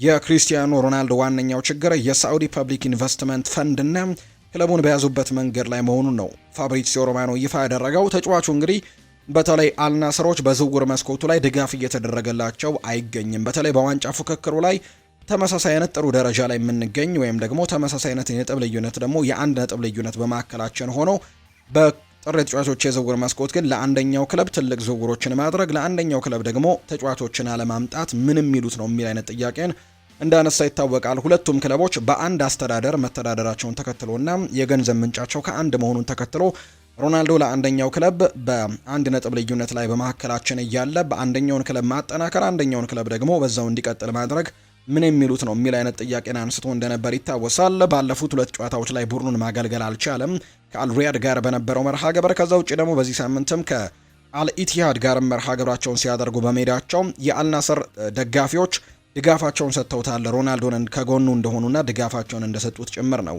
የተመለከትነውና በዚህም ደስተኛ እንደሆነ ተናግሯል። ወደ ሚዲያም ወጥቶ የተፈጠረውን ነገር በስፋት ለማብራራትም ዝግጁ እንደሆነ ጭምር ነው ክሪስቲያኖ ሮናልዶን በተመለከተ ፋብሪዚዮ ሮማኖ መረጃውን እያወጣ የሚገኘው። ይሄ ነገርም የማይሻሻል ከሆነ በክረምቱ የተጫዋቾች የዝውውር መስኮት ላይ ምናልባት ክለቡን ለቆ ሊወጣ የሚችልበትም እድል እንዳለ ጭምር እየተገለጸ ይገኛልና ምናልባት ክለቡን ለቆ ሊወጣ እንደሚችል የሚያሳዩ ዘገባዎች መውጣታቸውን ተከትሎ አንዳንድ ክለቦች ይህንን ተጫዋች ለማስፈረምም ጥያቄዎችን ሊያቀርቡ እንደሚችሉ ነው እየተገለጸ የሚገኘው። ከነዚህ መካከል በርካቶችን ያስገረመውና እንዲሁ አንዳንዶች ደግሞ ቢሆን ብለው ያሰቡት ዝውውር ከወደ አሜሪካ ቀርቦለታል ወይም ከሜጀር ሊግ ሶከር ቀርቧል እየተባለ ይገኛል። ኢንተር ማያሚ የክሪስቲያኖ ሮናልዶን ሁኔታ በቅርበት እየተከታተሉ እንደሚገኝ የሚያሳዩ መረጃዎች ናቸው የበጡት። ዴቪድ ቤካም የክለቡ ባለቤት እንደሆነ ይታወቃል። ሮናልዶና ሜሲን ከኳሱ ዓለም ራሳቸውን ከማግለላቸው በፊት በአንድ ቡድን ውስጥ አብረው ሲጫወቱ የማየት ህልም አለው ተብሏል። ይህንን ተከትሎ አስፈላጊውን መስዋዕትነት ከፍሎ ይህንን እውን ለማድረግም እየሰራ እንደሆነ ነው ከወደ አሜሪካ የወጡ መረጃዎች የሚጠቁሙትና ኢንተር ማያሚ ምናልባት ክሪስቲያኖ ሮናልዶን ለማስፈረም ጥያቄዎችን ሊያቀርብ ይችላል የሚሉ ዘገባዎች እየወጡ ነውና ሮናልዶንና ሜሲን በአንድ ክለብ ውስጥ ለማጫወትም ዴቪድ ቤካም የኢንተር ማያሚው ባለቤትም ሀሳቦች እንዳሉትና ይህን ነገር እንግዲህ በትልቁ ለማድረግም ጥረቶችን እያደረገ እንደሚገኝ ጭምር ነው መረጃዎቹ እየወጡ የሚገኙት። ዩቬንቱስ የተጫዋቹን ውል ያራዝማል። የሴሪኤው ክለብ ዩቬንቱስ የፊት መስመር ተጫዋች የሆነው ኬናን የልዲዝ ኮንትራቱን ለማራዘም ከስምምነት ደርሷል። ቱርካዊው የፊት መስመር ተጫዋች ኬናን የልዲዝ በክለቡ ለሚቀጥሉት 4 ዓመታትም የሚቆይ ነው የሚሆነው። ተጫዋቹ በአዲሱ ኮንትራቱ ከክለቡ ከፍተኛ ተከፋይ ተጫዋቾች መካከልም አንዱ እንደሚሆን ተነግሯል። ኬናን የልዲዝ በዩቬንቱስ በአመት 6 ሚሊዮን ዩሮ የሚያገኝ ነው የሚሆነው። ተጫዋቹ በጥር የዝውውር መስኮት ከፕሪሚየር ሊግ ክለቦች የቀረበለትን ጥያቄ ሳይቀበል ቀርቷል። በተለይ በሚቀጥለው የክረምት የተጫዋቾች የዝውውር መስኮት በትልቁ በዝውውር ገበያው ላይ ስማቸውን እንሰማቸዋለን ተብለው ከሚጠበቁ ተጫዋቾች መካከል አንደኛው እንደነበር በርካቶቻችን የምናነሳው ጉዳይ ነውና በርካቶች ያነሱታል ይህንን ሀሳብ። ይህ ተጫዋች በቀጣይ በክረምት የተጫዋቾች የዝውውር መስኮት ስሙ በስፋት የሚነሳ አይነት ተጫዋች ይሆናል ተብሎ ግምት ተሰጥቶት ነበር። ነገር ግን አሁን ላይ ግን ይህ ተጫዋች በዛው በክለቡ መቆየትን ምርጫውን አድርጓል። በርከት ያሉ ክለቦች ለምሳሌ ያክል ከስፔን ሪያል ማድሪድን ጨምሮ በእንግሊዝ እነ አርሰናል፣ እነ ቼልሲ፣ እነ ማንቸስተር ዩናይትድ፣ እነ ማንቸስተር ሲቲ፣ እነ ሊቨርፑል ትልልቆቹ የሚባሉ ክለቦችም ለማስፈረም ፍላጎት እንዳላቸው በተደጋጋሚም ሲገለጽ እንደነበር ነው የምናስታውሰውና ነገር ግን ተጫዋቹ በዛው በክለቡ ባለበት ክለብም ኮንትራትን ማራዘም ምርጫውን እንዳደረገ ነው ይፋ የተደረገው። የተወደዳችሁና የተከበራችሁ ቤተሰቦቻችን ለዛሬ ያዝንላችሁ አዳዲስ ስፖርታዊ ጉዳዮቻችን እነዚህን ነው የሚመስሉት። ስላደመጣችሁን፣ ስለተከታተላችሁን፣ ቆይታችሁን ከኛ ጋርም ስላደረጋችሁ እጅግ ከልብ አድርገን እናመሰግናለን። ፉአድ ባህሩ የዛሬውን ፕሮግራም እየመራው ከእናንተ ጋር ቆይታን አድርጌያለሁ። በቀጣይ ፕሮግራሞቻችን ሌሎች ስፖርታዊ ጉዳዮችን፣ ሌሎች አዳዲስ መረጃዎችን አካተን በስፋት የምንገናኝ ይሆናል። ስላደመጣችሁኝ፣ ስለተከታተላችሁኝ ቆይታችሁም ከኛ ጋር ስለነበር ከልብ አድርገን እናመሰግናለን። ለዛሬ ያዝንላችሁ ፕሮግራምም ይህንን ይመስል ነበር። ቆይታችሁን ከኛ ጋር ያደረጋችሁ በሙሉ ላቅ ያለ ምስጋናችንን ለእናንተ ማቅረብ እንወዳለን። በነገው ፕሮግራማችን ደግሞ ሌሎች ስፖርታዊ ጉዳዮችን አካተን በድጋሚ ተመልሰን የምንገናኝ ነው የሚሆነው። መልካም ጊዜ፣ መልካም ቀን እንዲሆንላችሁም ጭምር ነው በአክብሮት የምመኝ።